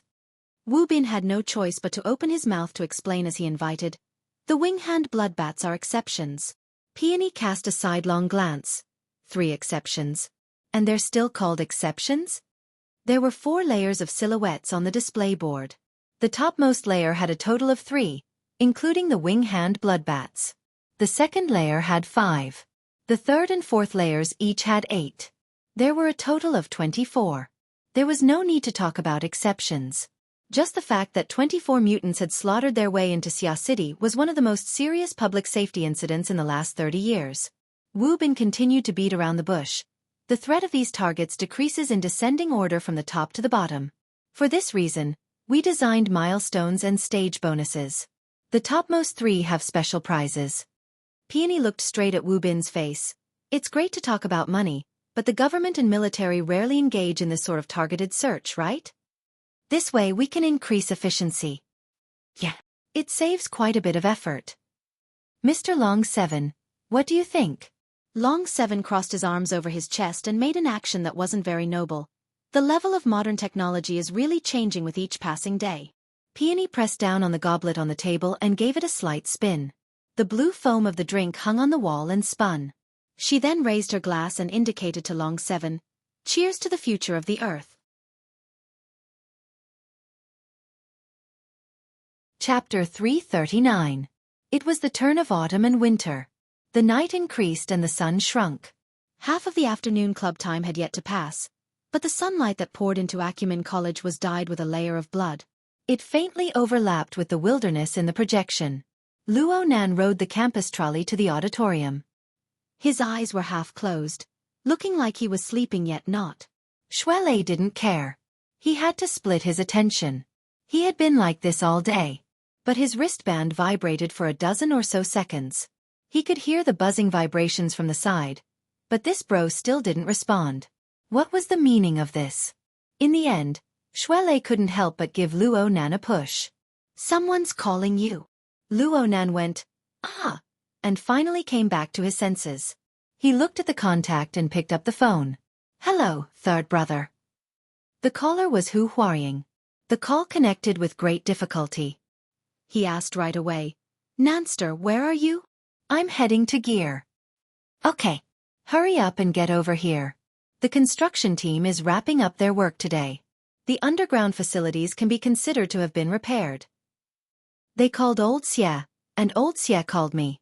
He asked you to come and check it out." Check it out. Luonan felt that it was quite comical. Ever since Gear was damaged by fire last week, it had become a gathering place for all sorts of immortals. There were always 5 or 6 or 7 spies. Check it out for what? Check the amount of intelligence collected by each clan? Of course, this matter had nothing to do with Xie Junping and Hu Huarying. In the end, Luo Nan was too high profile back then. He also displayed extraordinary importance to Gear. Even if there was nothing special about Gear, it would still attract a few glances. Plus, this place wasn't that simple. Luo Nan's mood swayed for a moment before he responded in a low voice. "I understand. I'll be there in a moment." Luo Nan hung up and leaned back. He unconsciously furrowed his brows. Xuelei turned his head to look. "You're not having a meeting anymore?" Luo Nan grunted. "I'm not having a meeting. It's too long. I don't really understand." Actually, his words were a bit insincere. Xuelei didn't hear it. He was just curious. What did they talk about? It's about mutations, genetic pollution, transmission probabilities, and things like that. Luo Nan used telepathy to inform Peony as he spoke to Xuelei. He only retained a bit of telepathy to give Inca rain. His attention was completely withdrawn. It was already 4:30 in the afternoon. The meeting had already been going for 7 hours. Luo Nan withdrew, and he subconsciously let out a breath of relief. As time went on, the meeting became more and more involved in various professional discussions. The relevant professional knowledge was too obscure and profound for a high school student. Sometimes it was like listening to a book from heaven. Forcefully trying to understand it was extremely taxing on the brain, and there were also inaccurate problems. If that was the case, then it would be better to directly listen to the results. The hidden indigo trading firm had arranged it this way. Luo Nan finally understood Zhang Yingying's good intentions. If he followed the pattern of today's meeting, then he wouldn't need to do anything for the next few days. But Luo Nan had to admit that this long meeting really broadened his horizons. The professional knowledge regarding the mutants and the wilderness, as well as the relevant intelligence analysis, were mostly unheard of and unseen. It was all thanks to the remedial classes that he had taken during this period of time. Otherwise, he probably wouldn't even be able to grasp the relevant basic knowledge. Recently, you have to be careful of cats, dogs, birds, bats, and mice. Don't get hurt by them. By the way, there's a recycling stratum in the Twin River district. Pay attention to the people. What's wrong? Virus infection? A plague outbreak? It's not that serious. It doesn't affect normal people too much. It's mainly us. Luo Nan recalled the knowledge he obtained from the meeting and gave Xue Lei a warning. Mutants spread the virus. The stronger and stronger the infected person, the greater the probability of a mutation occurring. Ability users were the most dangerous group. Just like the storm caused by the splitting and spreading of the human-faced arachnid some time ago. Aside from a few unlucky bastards who were close by, normal people practically escaped unscathed. But many ability users of the Xia City branch were controlled by the parasite, causing a huge mess. It was an infection on the mental plane. And for mutants like the wing-hand bat, their toxins and viruses were transmitted through the blood. Enhanced fleshly body users were more likely to attract flies. Xue Lei's teeth ached from hearing this. He grimaced in pain and couldn't help but ask for a few details. Luo Nan acted as the translator. He told Luo Nan the information he knew and selected the ones that were directly related to himself. He only requested that Xue Lei not spread it further and that he remind his family to be careful. It was fine for them to immediately contact the society if any symptoms occurred. Biohazard crisis, huh? Did the city hide it like this? If you didn't say it, there wouldn't have been any news at all. Oh right, is there a problem with you saying these things? I did sign a confidentiality agreement. Luo Nan laughed and waved his hand. The agreement clearly states that the hidden indigo firm and its shareholders have the right to know and follow up on relevant developments. They also have the right to notify relevant stakeholders at their discretion. But it shouldn't cause any social impact. Isn't that fine? Social impact. Xue Lei didn't quite understand. Don't go on the various authoritative media outlets. Rumors don't reach a certain scale. This should be fine. Xue Lei let out a sigh of relief, but he couldn't help but laugh in spite of himself. This agreement isn't worth a fart. It can be considered an unequal agreement. This clause was indeed extremely vague. If one were to force the words out, then the scope of knowledge could be expanded limitlessly. The Xia City branch was a shareholder of the hidden indigo firm. It was also a relevant public welfare party. And Xue Lei was also a member of the society. There was no problem in terms of legal principles. It was unknown how many times Peony had used this sort of method in the meeting to torment Wu Bin to the point where he wanted to cry but had no tears. This was another harvest of Luo Nan's today. Aside from professional knowledge, it also included methods and techniques for handling matters. Peony, Long 7, Director Wu Bin, Intelligence Officer Axel Tho, and the others had done a very good demonstration of this. Luo Nan spoke to Xue Lei, expressing his emotions. Swords and blades, killing silently. Just what are these people's brains made of? He truly admired Luo Nan. Luo Nan had experienced many things ever since he entered the inner world.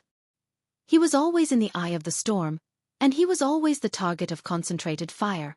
There were many times when he needed to be at the forefront, contending against his opponents and negotiating with his teammates.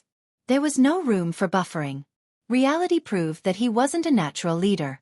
To a certain degree, he was even lame. Ever since he was 10 years old, he spent the vast majority of his time in experiments, burying his head in research. His personality was introverted to the point of being autistic.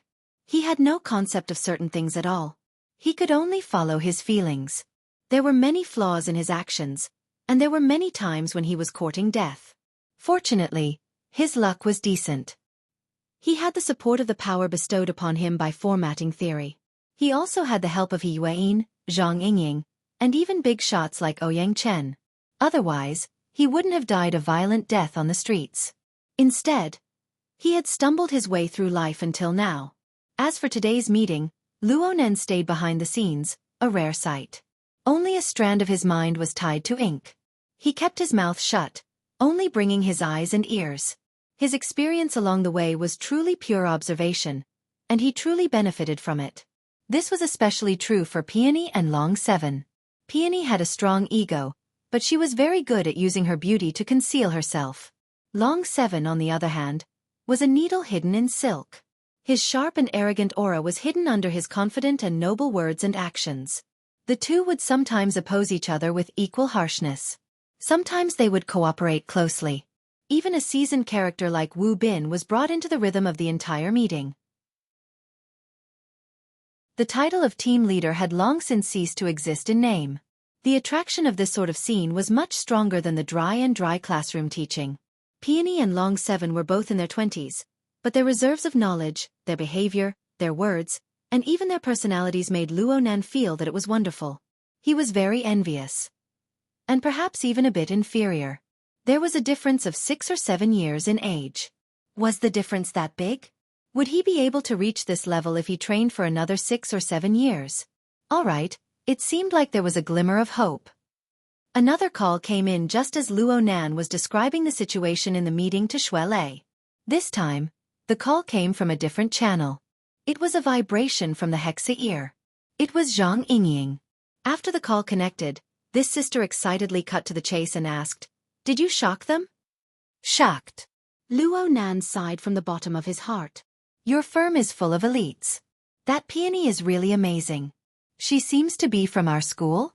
Hey, you jumped into the sea to catch lobsters. Now you're being modest? Don't just praise others. What about you?" "Me?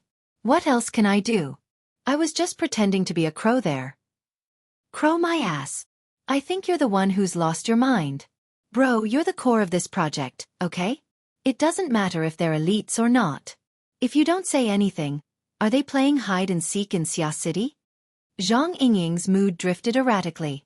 She had been laughing and joking earlier, but now she was resentful that Luo Nan didn't live up to her expectations. "The firm outsourced this project to you because of your mental sensing ability. All the work revolved around you. If our firm wants to finish the work, we might as well throw the money into the sea. At least we can hear the sound of it." Luo Nan didn't know how to respond.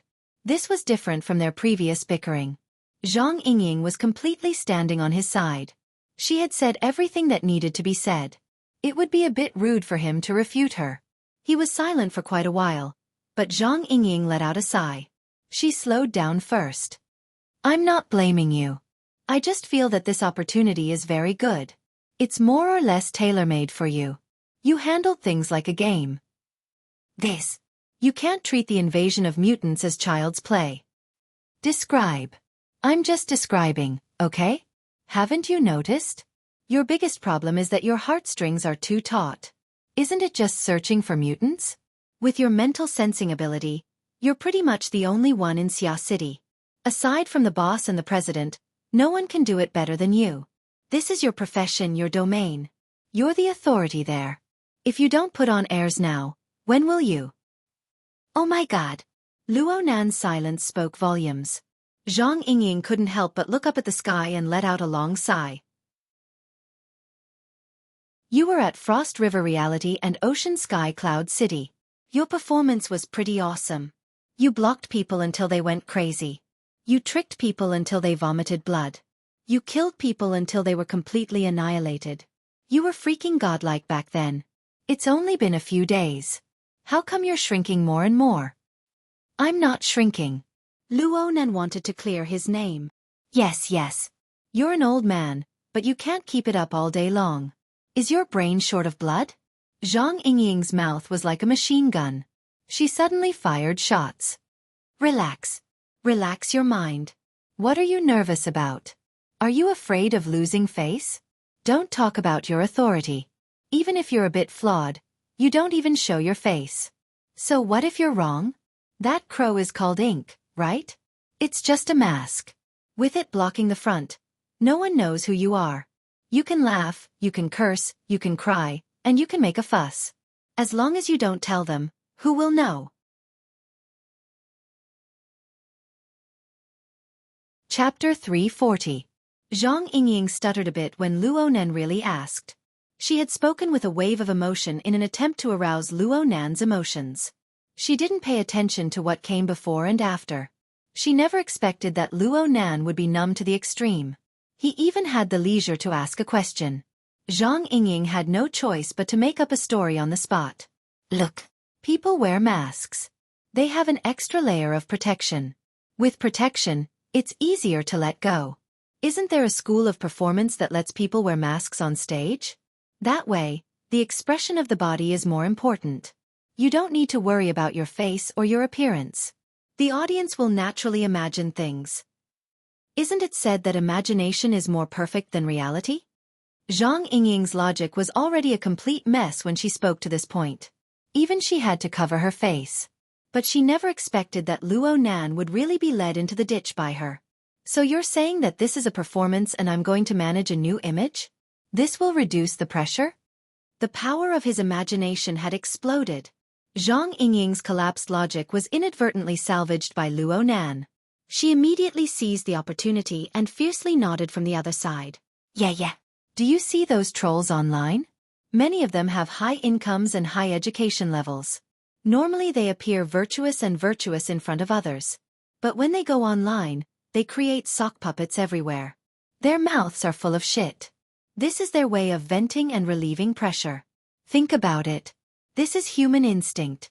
Your behavior online is certainly different from your own personality. Luo Nan seriously recalled his online life.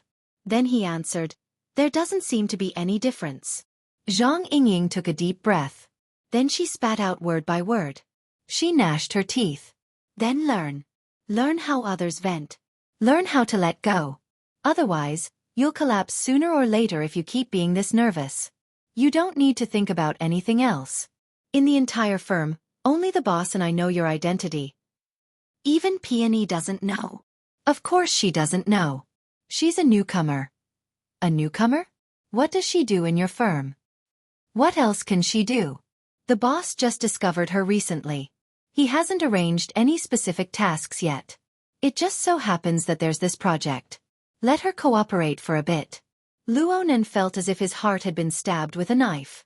Not only did he not relax, he became depressed. Newcomers are this amazing. What did she do before? Zhang Yingying was getting impatient. That's because the boss has a good eye. He seems to have been observing for a while and only recently recruited him. She's not from the society, nor is she from the church.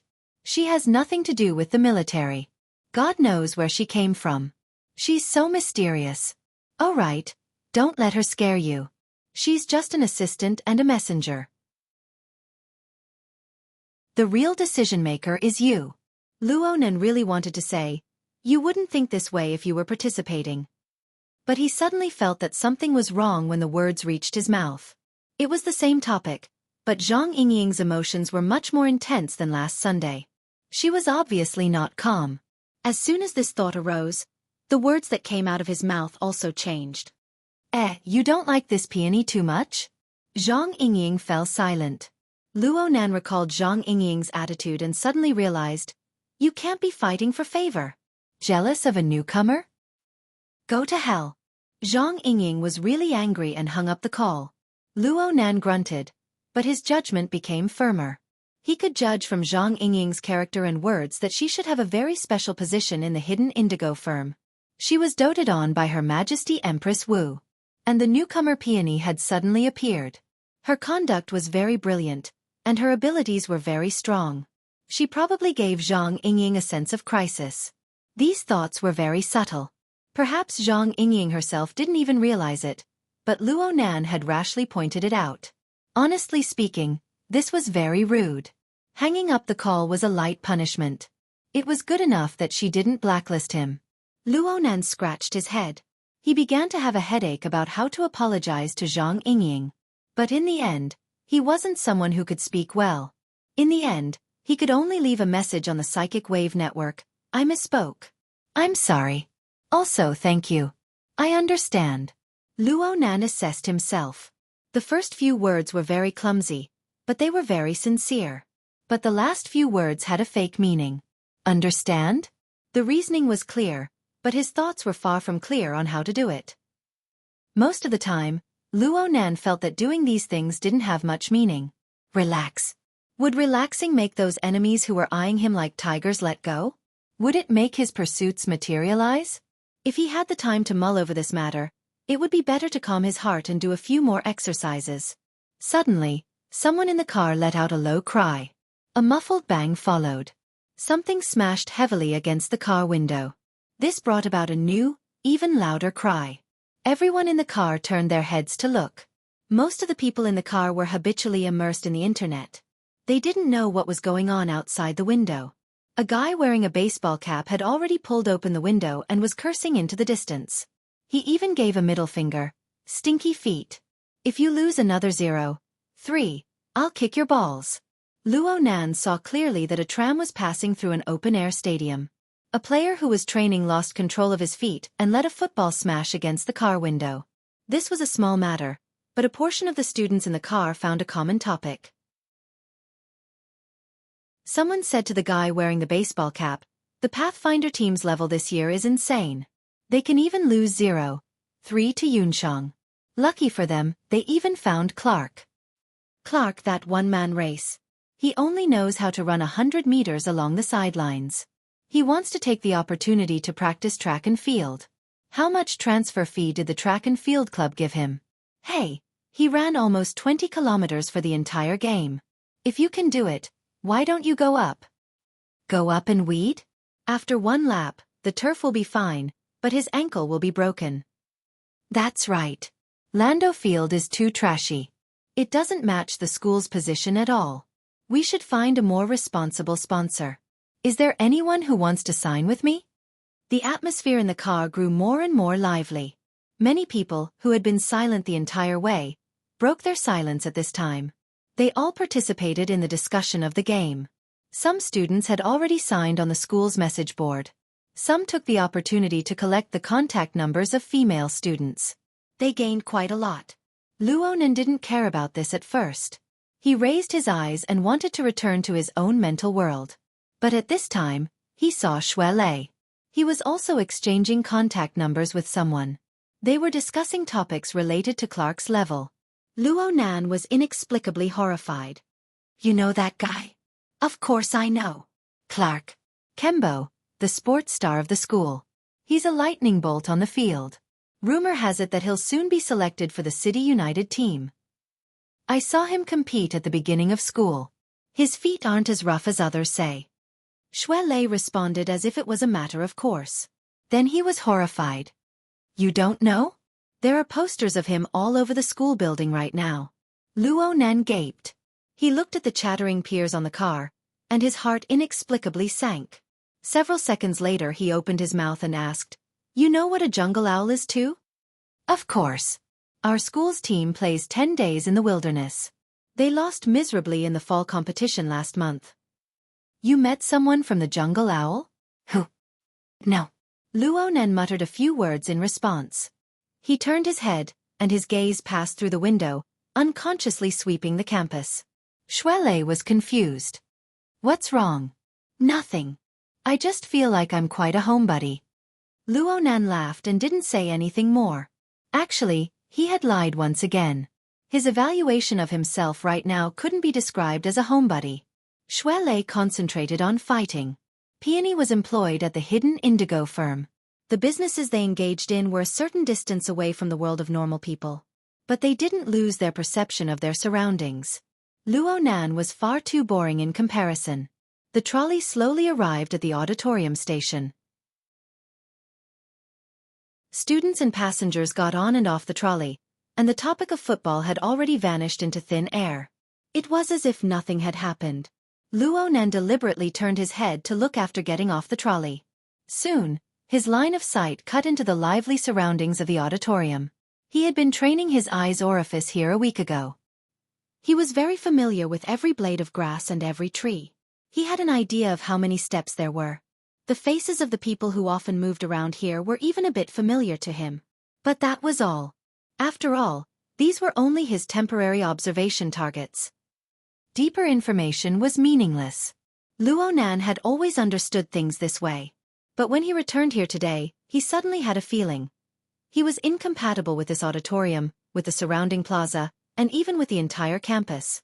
He was like this 2 months ago when he first entered the school. He was still like this now. This feeling wasn't too good. Luo Nan and Shui Lei didn't waste any time. They directly entered the forest on the outskirts of the north bank. They made a few turns, and they arrived in front of Gear. The smell of smoke and fire from back then still lingered in this place. The construction team had already finished today's work by this time. They withdrew one after another, and the place became a bit more lively. Hu Huaying was already waiting in the lobby by the time Luo Nan arrived. Aside from him, the supervisor and the project manager were all here. It looked like they were treating today as an official inspection. Hu Huaying immediately introduced them to Luo Nan.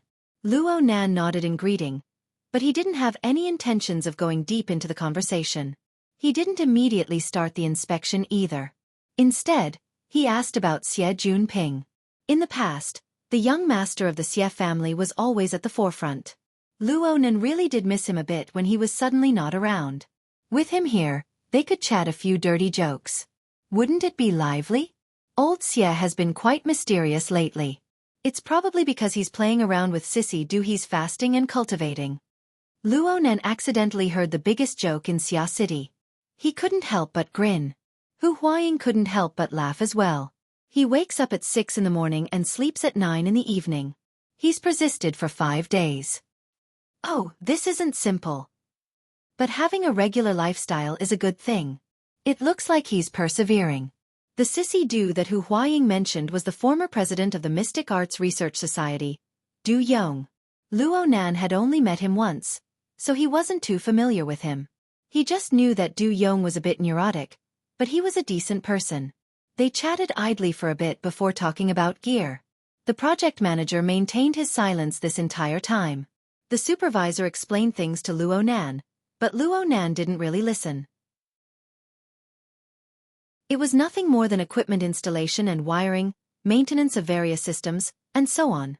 Luo Nan grunted and grunted in response. He wasn't a professional, so he was entrusted to the supervisor according to the contract. However, it wasn't just the construction team. The supervisor's spy operation was also flying.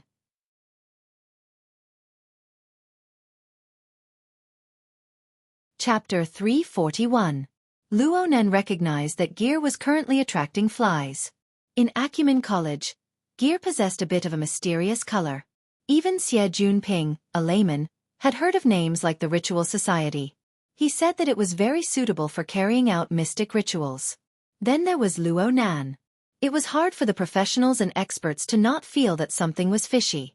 Actually, the Xia City branch had already made an assessment before the spies from all walks of life flooded in. They also said that the structure of the building was out of the ordinary. As for where the specific beauty lay, they were unable to come to a conclusion for a while. Because of this, He Yuan suggested that Luo Nan follow the principle of opening up is better than blocking, and let the spies in first.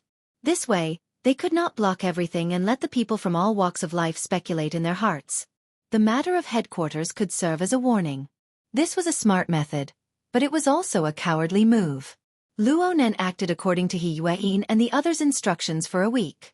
He turned a blind eye to the spies' actions on the surface, but in reality, he was fretful in his heart. He could not stop the spies from all sides. He could only swallow his anger, but this did not mean that Luo Nan would treat the spies well. He already had a plan in mind. He let the supervising engineer do as he pleased and let him wander around the underground space. He did not express any opinions or emotions for over half an hour. The sky was already dark. The supervising engineer and the project manager were completely unable to grasp Luo Nan's pulse. They were unable to continue. Hu Huaying could roughly see Luo Nan's attitude at this time. She stood up and said a few words, sending the supervising engineer and the project manager away. After waiting for the outsiders to get lost, Hu Huaying asked, "Nanster, is this project not to your liking?" Luo Nan shook his head. "I don't understand professional matters, but there's nothing to be dissatisfied with. Let them continue to repair it. You know, this place is of great importance to me.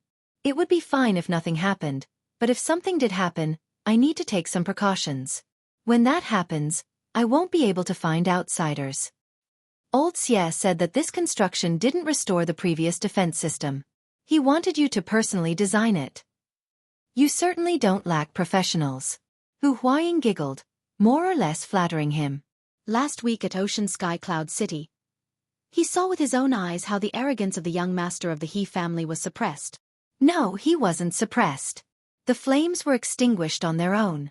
The group of people surrounding Luo Nan were all very mysterious. Perhaps they had great backgrounds. Especially He Donglo's older sister. According to their later understanding, she really was He Donglo's older sister. She had just retired from the special forces and returned home. Who would have thought that she and Luo Nan would play together?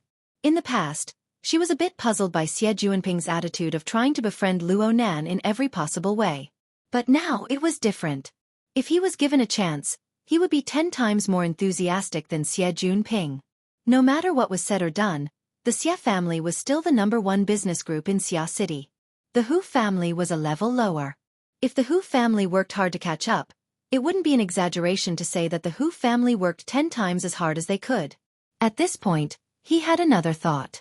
Old Xie didn't take good care of this person and instead went to play mysticism with Sissy Du. Was he relying on his relationship with him to stabilize, or was he trying to cater to his preferences in another direction? While he was thinking, they walked out of the fire escape and entered an open space. The light was dim. There were no lights to illuminate the place. A dark and gloomy sky hovered above their heads. Hu Huaying had been leaning here for several days now. She had a clear understanding of the architectural layout of gear and the maintenance process. She swept a glance and said, "The atrium here is a bit messy. It's hard to avoid some junk falling down during the repairs. We have to wait until the end to clean it up." Luo Nan grunted and raised his head to look up. Gear had 7 floors underground, 4 floors above ground, and a half-sealed rooftop. There were a total of 12 floors. Right now, they were on the lowest floor, looking at the ceiling of the atrium that was several dozen meters high. The architectural layout of gear was different from the vulgar.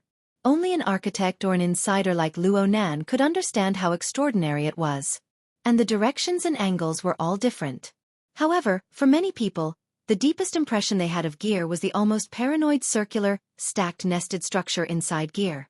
And the most eye-catching of the series of structures was the perfectly straight atrium that connected all the floors before Luo Nan's eyes. The atrium of gear was different from most similar structures. The atrium of gear was located on the westernmost side of the building. Its edge was the outer wall of the building. Its height exceeded 50 meters, and the area it occupied wasn't small. If the lighting wasn't turned on and the angle of sunlight wasn't suitable, the pitch-black hole would be very frightening when looking down from above. Thinking about it in a crooked way, this was a good place to commit suicide. The outer wall of the atrium was surrounded by high-strength bulletproof glass, most likely to prevent similar situations from occurring. Every floor didn't leave a single gap. Jumping down really required skill. Luo Nan stood at the bottom of the atrium and raised his head to look at the sky. He could see the evening sky. "I won't stay any longer." Sure enough, Luo Nan didn't urge her to stay. He nodded and thanked her once more. Then he hurriedly walked into the fire escape passageway. It looked like this was a very private call. Xue Lei and Hu Huaying rode the elevator together to send Luo Nan off. Soon, peace was restored in the atrium. Luo Nan waited for the elevator to go up. He didn't turn on his wristband as he stood in the fire escape passageway. Instead, he squinted his eyes, and his telepathic thoughts leaped out. He arrived at a business hotel several dozen kilometers away. His temporary partner Peony had used the rubber band to give Ink a special stimulation. Luo Nan sensed it. As for the reason, it was very simple. The meeting was adjourned. Luo Nan looked at his watch. It was around 6 o'clock in the evening. The meeting had been going on for nearly 9 hours.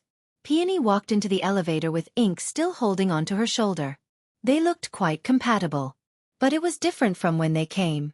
There was another person in the elevator. It was none other than Long 7. The two didn't have any intentions of communicating further. Long 7 was paying more attention to Ink in the elevator. He exited the elevator and went to the underground parking lot. He walked straight to the front row of parking spaces. There was a supercar there. It wasn't low-key at all. Luo Nan vaguely remembered that this was where old Jean parked his car. Where did the man and the car go? Old Jin's commoner SUV drove in right when he was baffled. It flashed its lights twice and stopped in front of Peony at the elevator entrance. Clearly, he hadn't waited a day in vain.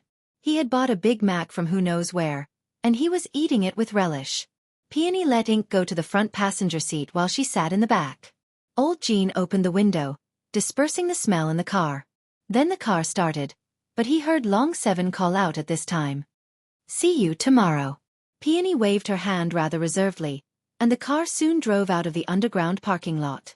Only now did Peony get down to business. She spoke quickly. "The meeting will continue tomorrow. I will send the relevant information and meeting records to the internal cloud space. Please check and receive them." Luo Nan actually wanted to seriously ask about the situation at the meeting, but he thought of Zhang Yingying's previous attitude. He hesitated a bit, but in the end, he didn't say much. The car entered a state of silence. Now it was Old Jin's turn to ask, "Where do I get off?" Luo Nan remembered that Peony seemed to be someone from Acumen College. It was impossible for this woman not to be suspicious when he got off the car with her. Since the firm couldn't hide his true identity, he might as well play it to the end. "I'll leave once we're out of the parking lot. Then see you tomorrow." No one exchanged pleasantries.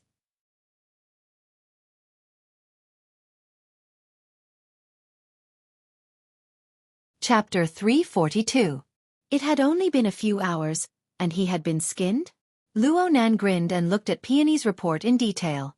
The report simply indicated that Snake 7 had once appeared in the Society's operation to rescue Rue 1. Of course, he was on the opposing side of the Society. Luo Nan didn't have a deep impression of this person. After all, 7 or 8 deep blue walkers had gathered that night, and there were many casualties. Only the heavens knew who was who. The only memory he had was a review report after the operation.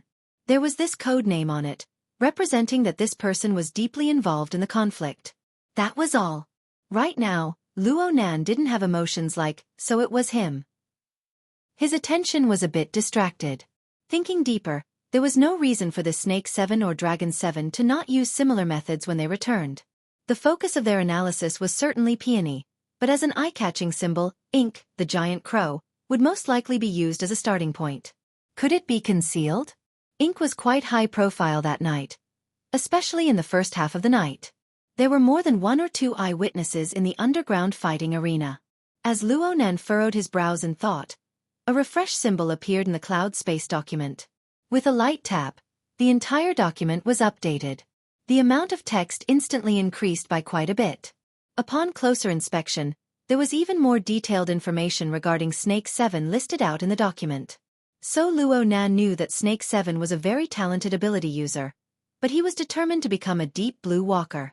He joined Quantum Corporation of his own accord and became a special model tester at a young age. Later, he strongly requested to join the operation team and transferred to the Sky Blue Security Company. As for what his personality was like, how he handled things and how his family relations were, they were all covered in the document. Luo Nan originally thought that this character was quite mysterious, but in the blink of an eye, he was exposed to the light of day. There was practically nowhere he could hide. Strands of cold air seeped through Luo Nan's teeth. His heart felt cold. He withdrew from the cloud space, his mind a bit chaotic. But one thing was very clear. With his current fame, special position, and use, every intelligence agency would absolutely not let him go. One small clue would reveal the general trend. From the perspective of Snake 7's fate, perhaps every intelligence agency had a document regarding him on their desks right now. They were constantly updated. Each and every one of his actions would be like Snake 7's. He would be completely exposed to the eyes of others. There would be no more secrets to speak of. Luo Nan stood at the bottom of the atrium in a daze. A few dozen seconds later, his wristband vibrated. Shuele called. "I'm training in the open space in front of gear. Just give me a shout when you get home." "Oh." Luo Nan responded subconsciously. Then he came back to his senses and expressed his refusal. "It's already dinner time. You can go back. You don't need to wait for me." School had already ended. The reason Shuele said this was because he understood Luo Nan's pace of life. Luo Nan's training time was around this time every day. He needed to attend classes and study, so he made up his mind to stick to it. It's so boring to go home alone. It's better to go together. Luo Nan spat. Then we'll separate at the school gate. Right now Luo Nan was living at his aunt's house, while Xue Lei was in the Twin River district. One went east, and the other went west. It would be strange if they went the same way. At the end of the day, Xue Lei was still focused on being a bodyguard, afraid that shameless people like the headquarters would appear again. Xue Lei also felt that it was quite ridiculous, so he asked, "Speaking of which, when are you going to be independent? You don't have to go to the hospital for treatment now." Auntie isn't afraid that I'll go for treatment. She's afraid that I'll suddenly go in for treatment again. Luo Nan knew that his health credit had gone bankrupt, and he was unable to explain the concept of the coupling of soul and flesh to Mrs. Luo Shuqing. He could only place his hopes on someone else. My cousin will be back next week. I'll give it another try with her attracting the firepower. The two chatted a bit more, and Xue Lei went to practice boxing. Luo Nan was actually quite envious of Xue Lei's current state. This week, with Xie Juanping's help, Xue Lei had already changed his relationship with the society. Xue Lei had no worries in the future. Aside from being Luo Nan's bodyguard every day, Xue Lei had a large amount of time to spend on martial cultivation. Compared to his close friend, Luo Nan's mood fluctuated quite a bit. Especially now, he was stimulated by the intelligence file. His heart was quite restless, and he didn't have the mind to think about practical matters. He paced a few steps under the atrium before raising his head. In a daze, the perfectly straight atrium and the ring-shaped night sky were like a prison, sealing him inside. No, that's not right. How could there be a prison in his mother's work? Luo Nan's thoughts changed when he thought of his mother. He looked at the atrium again. The structure was one and the same. It went from the bottom to the top, as if it led to the depths of the starry sky. It was limitless. When all was said and done, those thoughts just now were born from fear in his heart, drawing a prison. Luo Nan shook his head and scattered the illusions. He looked at the time. There were still a few minutes until the appointed time. He sat down cross-legged and recalled the breathing technique personally taught to him by Gym Master Xiao. He tried to calm his mind. Several breaths later, the tides of his mind did indeed calm down a bit. He even closed his eyes and began to move his mind. The energy within his body was polished, and the heart lantern of the eye's orifice burned with brilliance. Gradually, the distracting thoughts in his mind were burned to nothing. According to coupling theory, there were two relatively complete gears in the structure of Luo Nan's body and soul. One was soul strength born from formatting theory. It had long since surpassed the limits of what the fleshly body could endure. Its power was great and difficult to control. Luo Nan relied on the hollow depository function of the external neuron to form a stable structure. Even so, it overflowed outwards at every moment. It was like an iceberg towering above the vast ocean. It was vast and majestic, and the pressure it exerted was extreme. Luo Nan gave it a name. It was called the God Gear. The other was the structure of the eye's orifice. Xiao Shenyu imparted a technique that relied on the natural wonders of the human body. It also happened to borrow Luo Nan's special circumstances to construct a brand new medium for transferring and refining soul strength. It formed the heart lantern of the eye's orifice and stimulated the potential of the human body. Luo Nan called it the body gear. According to Gym Master Xiao's words, the cultivation of the eye's orifice was only a beginning in the cultivation of the fleshly body. Compared to the towering iceberg and vast ocean of the God Gear, the eye's orifice could only be described as a small reservoir. It played an auxiliary role. The God Gear and the body gear built an embryonic order frame within Luo Nan's body. They meshed with each other through the method of coupling, influencing each other. Though the frame was formed, it was still simple and crude. It relied more on external objects. Without the suppression of the external neuron, it was guaranteed that Luo Nan would be instantly faced with a calamity. Even with the external neuron suppressing him, electricity and fire flowed between the God Gear and the body gear. Their energies clashed, and several thunderclouds and storms swept through every day. It was hard for outsiders to understand the suffering within. It was precisely these dangers hidden deep within Luo Nan's body that left no leeway for trial and error. There were no sentiments to speak of. They forced Luo Nan to use the most focused attitude to carefully cultivate his foundation, to fix the fragile balance bit by bit. As long as he began to cultivate, all trivial and distracting thoughts would be annihilated into a puff of smoke. It was quite worthwhile to use them to dispel negative emotions. Luo Nan no longer had the concept of time once he entered the meditative state. Fortunately, Luo Nan remembered that he still had training classes to attend. He only did a bit of maintenance on the structure of the eye's orifice. He dissolved the overly powerful interference power of electricity and fire, and then he finished his homework. His senses were exceptionally sharp when he entered the meditative state. His mind was tranquil, and all the surrounding information entered his mind. He felt a marvelous sound seep into his ears. It was like the fine ticking of the minute and second hands of a clock. It rotated in circles, without beginning and without end. Luo Nan was not surprised at all. From his perspective, this was the breathing of gear. The building had 12 floors above and below the ground. Especially on the ground, including the atrium, there were 15 main halls. It was like a well-adjusted machine. Every part worked smoothly, and the teeth meshed together.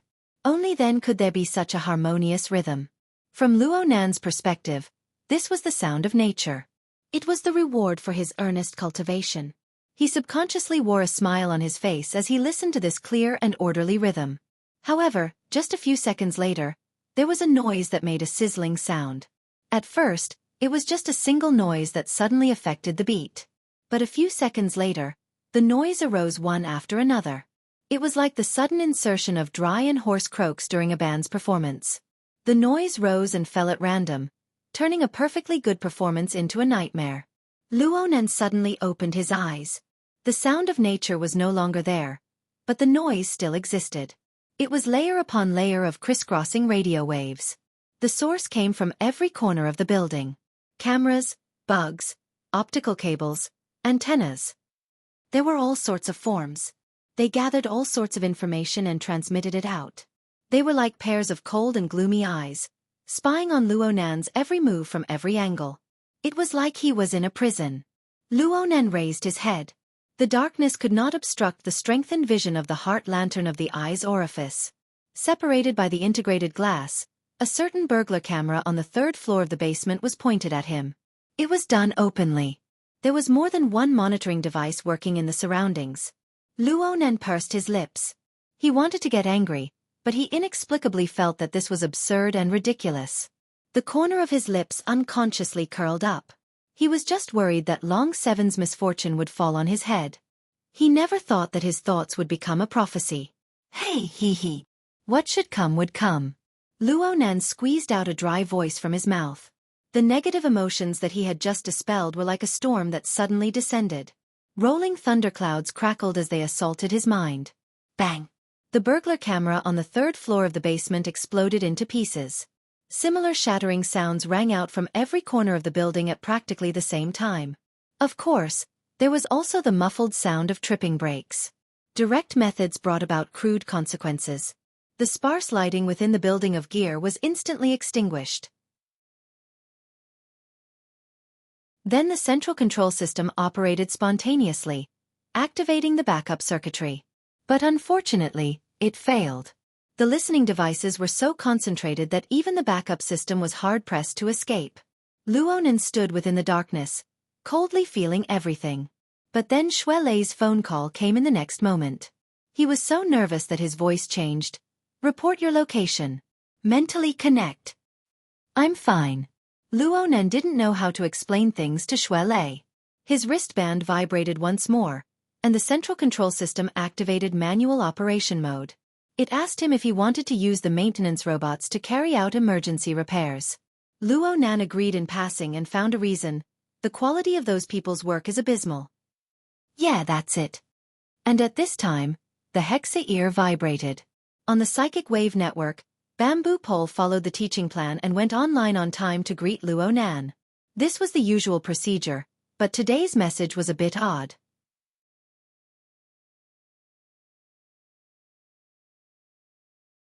Chapter 343. Luo Nan was stunned by the inexplicable message, but he soon connected it with the unforeseen event from before. How did he know? They're spying on me. Oh, I think they told me about it a few days ago? The direct logic aroused his anger, but a portion of his blurry memories became clear. The two sides collided, turning into a wave of meaningless emotional turmoil.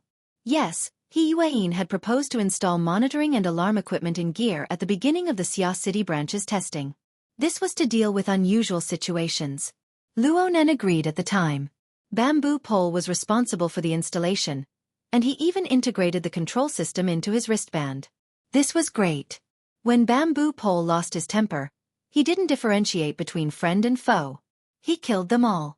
Luonan wanted to leave a message in reply, but he didn't know what to say. He only said a few useless words after a while. It's nothing. Hee. If it's nothing, then it's nothing. Are we still going to class today? Bamboo Pole's attitude really wasn't that of a qualified teacher. He had always been like this. The training courses arranged by He Yuan had been going on for nearly a month now. Paper cuts, soul strength activation techniques, had become extremely simple due to Luonan's achievements in coupling ability. He was the first to finish. He Yuan's world order in and out of the psychic wave network had finished 2 days ago.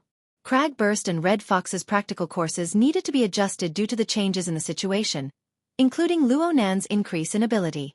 They had yet to officially begin. Only Bamboo Pole's Notes on the Most Important People of the World class was still progressing steadily. Emotional turmoil wasn't a reason to refuse class. Luonan replied, I'm on. Can we start now? No problem. Bamboo Pole immediately skipped over the unpleasant matters. As usual, he sent over a set of pictures of people, videos, and other image materials. He confirmed the main content of today's class, and then he activated the video call function. He raised his hand in greeting, and then he started chatting face-to-face with Luonan. Bamboo Pole was the only one who spoke most of the time. The content was probably, don't be fooled by his sanctimonious appearance. In fact, his lovers are all beautiful. Don't be surprised. This was Bamboo Pole's usual teaching method. It was known as teaching through fun. This bro was the most knowledgeable fellow Luonan had ever seen. He usually presented himself as a hacker, and he conveniently searched for all sorts of beautiful women. But he had deep attainments in religion, history, mystic arts, and so on. He was also a master paparazzi.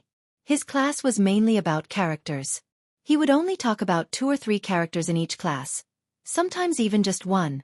He would talk about official matters, trivial matters, news, gossip, and so on. There were many different levels and angles.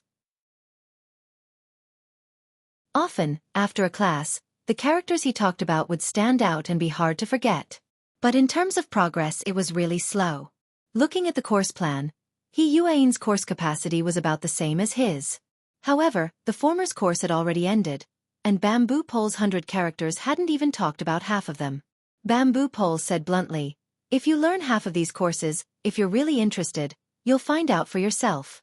Even if you don't want to learn, you'll learn it anyway. If you're really not interested, you can just treat it as idle chatter and have some fun. This way, the curriculum can be long or short, and it can be adjusted at any time. He knew very well that Luonan's mood wasn't right today, so his lecture was relatively simple. The content of the lecture didn't unfold. In the end, he even took the initiative to ask, why don't we stop here first? Luonan woke up from his absent-minded state. He knew that he wasn't paying attention. He was quite embarrassed, so he promptly apologized. Bamboo Pole responded with a beaming smile. No need to be so formal. Actually, I'm just an intelligence agent that serves the boss. I'm in charge of pushing information. If the boss has time, then I'll report a bit more information. If he doesn't have time, then I'll report a bit less. The boss has been quite busy lately, right? Luonan was helpless. The group of people who participated in the Frost River reality incident would call him boss every now and then. This was originally Red Fox's way of mocking him and He Yuan, but it had grown louder and louder these days. The malice had been erased, and it had become a nickname that everyone knew. For a mischievous person like Bamboo Pole, he wouldn't feel comfortable if he didn't call him a few times a day. Luonan could only ignore him, but Bamboo Pole was right. Luonan had been courting death these past few days. He had found Worker Zhai to be his tutor, learning the relevant knowledge of engineering. The amount of time and energy required to have some accomplishments in this major subject was far greater than a package of crash courses.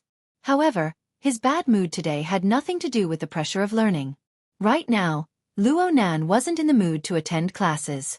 He really wanted to communicate with someone, but he didn't know where to start. He subconsciously flipped through the information on the person he had just obtained. This person's name and past deeds were all forgotten after a single glance. However, Bamboo Pole's habit of organizing the information from multiple angles and layers made Luo Nan make some associations. How many bugs were piled up in this information?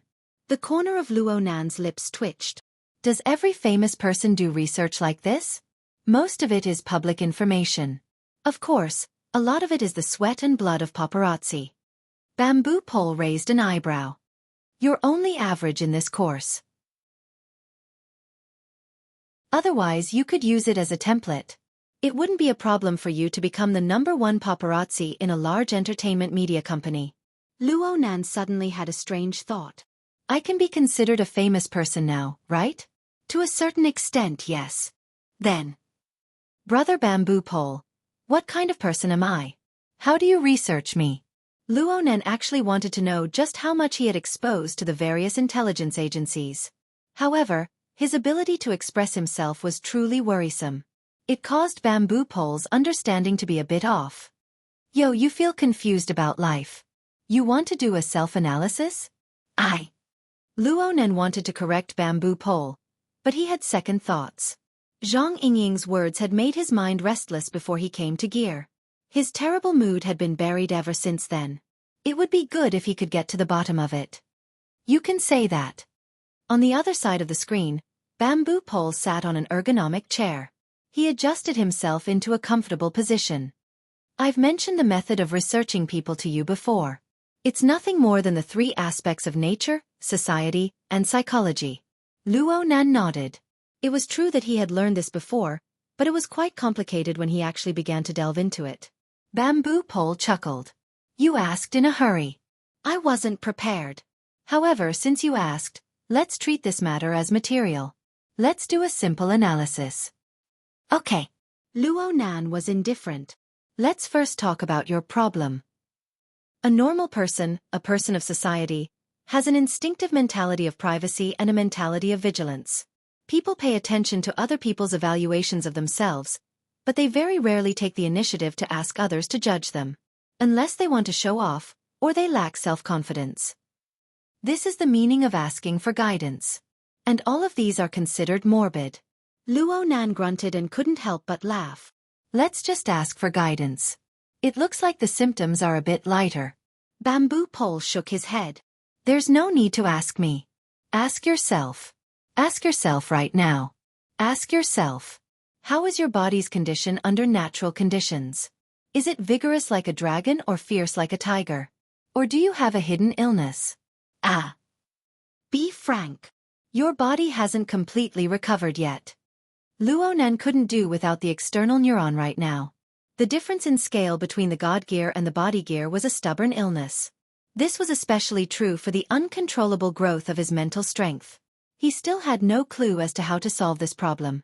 Fortunately, the number of human-faced arachnids that wandered through Xia City was gradually decreasing. Otherwise, Luo Nan might really explode if the wraith sign of the Blood Flame Order doubled in hunting speed. He had learned the acupoint cultivation technique from Gym Master Xiao, but he was unable to digest it on a large scale. Bamboo Pole didn't ask further. He changed the angle. What's your situation like in terms of social conditions? This time, Luo Nan didn't hesitate. He answered, not good. Although he had the Xia City branch behind him and quite a few friends, Headquarters, Quantum Corporation, the Order of Justice, and the Blood Flame Order were all latent threats. If all of them were to explode, even 10 Luo Nans would turn to dust. In terms of psychological conditions, forget it. It's obvious. Bamboo Pole smacked his lips. There's a situation in all 3 major areas. The answer doesn't need to be said. Brother, to tell you the truth, the problem is heavy. Luo Nan didn't expect that this would be the result after a bit of analysis based on Bamboo Pole's template. Wasn't this completely warped? He forgot about the matter of the intelligence organization for a moment. He stared blankly for a moment before asking, how should I solve it? Bamboo Pole spread his hands. You want me to be your advisor? How can I be counted on to do something that even secretary he can't do? Luo Nan knew this, but he still wanted to ask, Brother Bamboo Pole, if you were in my position, what would you do? If I were you, I would turn around and leave. I would run as far as I could. I would hide as deep as I could. This is what they call a cicada shedding its carapace. Retreat in order to advance. Turn light into darkness. Forget it. I know you wouldn't do this. Just treat it like I'm talking nonsense. Bamboo Pole's mind was clear-headed from beginning to end. He sighed. How about this? I'll give you 2 examples for reference. I've talked about the first one before. Her Majesty Empress Wu. At the very beginning, when Her Majesty Empress Wu just made her debut, many people said that she was Wu Mainyang, that she amused people with her beauty. They said she was Wu Jiaoyi, Empress Wu. They called Her Majesty Empress Wu all the way to Her Majesty Empress Wu, but she remained unmoved. It could be said that a rock doesn't turn in a flowing river. She's round on the outside but square on the inside. Round on the outside but square on the inside? Luo Nan instinctively felt that these words weren't right. Bamboo Pole insisted on his own opinion. Did you forget? I told you before. Her Majesty Empress Wu is very domineering, but she was able to maneuver freely in the past. Her methods were extraordinary. First, she borrowed President Ouyang's power. Then she became independent and established the hidden indigo firm. She recruited non-combatants. She never kept a low profile, but she never crossed the line. She has a multitude of talented people under her command. It's not like she didn't have enemies in Xia City before, including headquarters. Now, she has either pacified them or swept them flat. No matter what the wind and waves are like, she remains unmoved. She steadily strengthens, finally becoming a great power. It's said that her actions are like heaven, and her people are like ghosts. She deeply understands the true essence of techniques and power. Bamboo Pole was not stingy with his words of praise for Her Majesty Empress Wu. He was endless. This type of person who is as unmoving as a mountain can be said to be the path of an emperor. Some people think that the words Her Majesty Empress Wu are mocking, but I feel that it's quite appropriate. In my personal opinion, this is the most brilliant path. Luo Nan imagined Her Majesty Empress Wu's methods of maneuvering freely. He was fascinated for a time. This path is very difficult, right? Bamboo Pole laughed. She has a clear goal from the beginning. Her methods are incisive. She uses both the carrot and the stick. You can't learn it. It's too late for you to learn it. Luo Nan was speechless. I used this as an example to give you a benchmark. I used it as a reference. Let's talk about the second example. I haven't talked about it before, but you're certainly familiar with this person. She's your secretary. But you're tuning in to the Xiaofan's Wuxia Tales YouTube channel. Don't forget to subscribe and join us on this journey to catch the most captivating stories.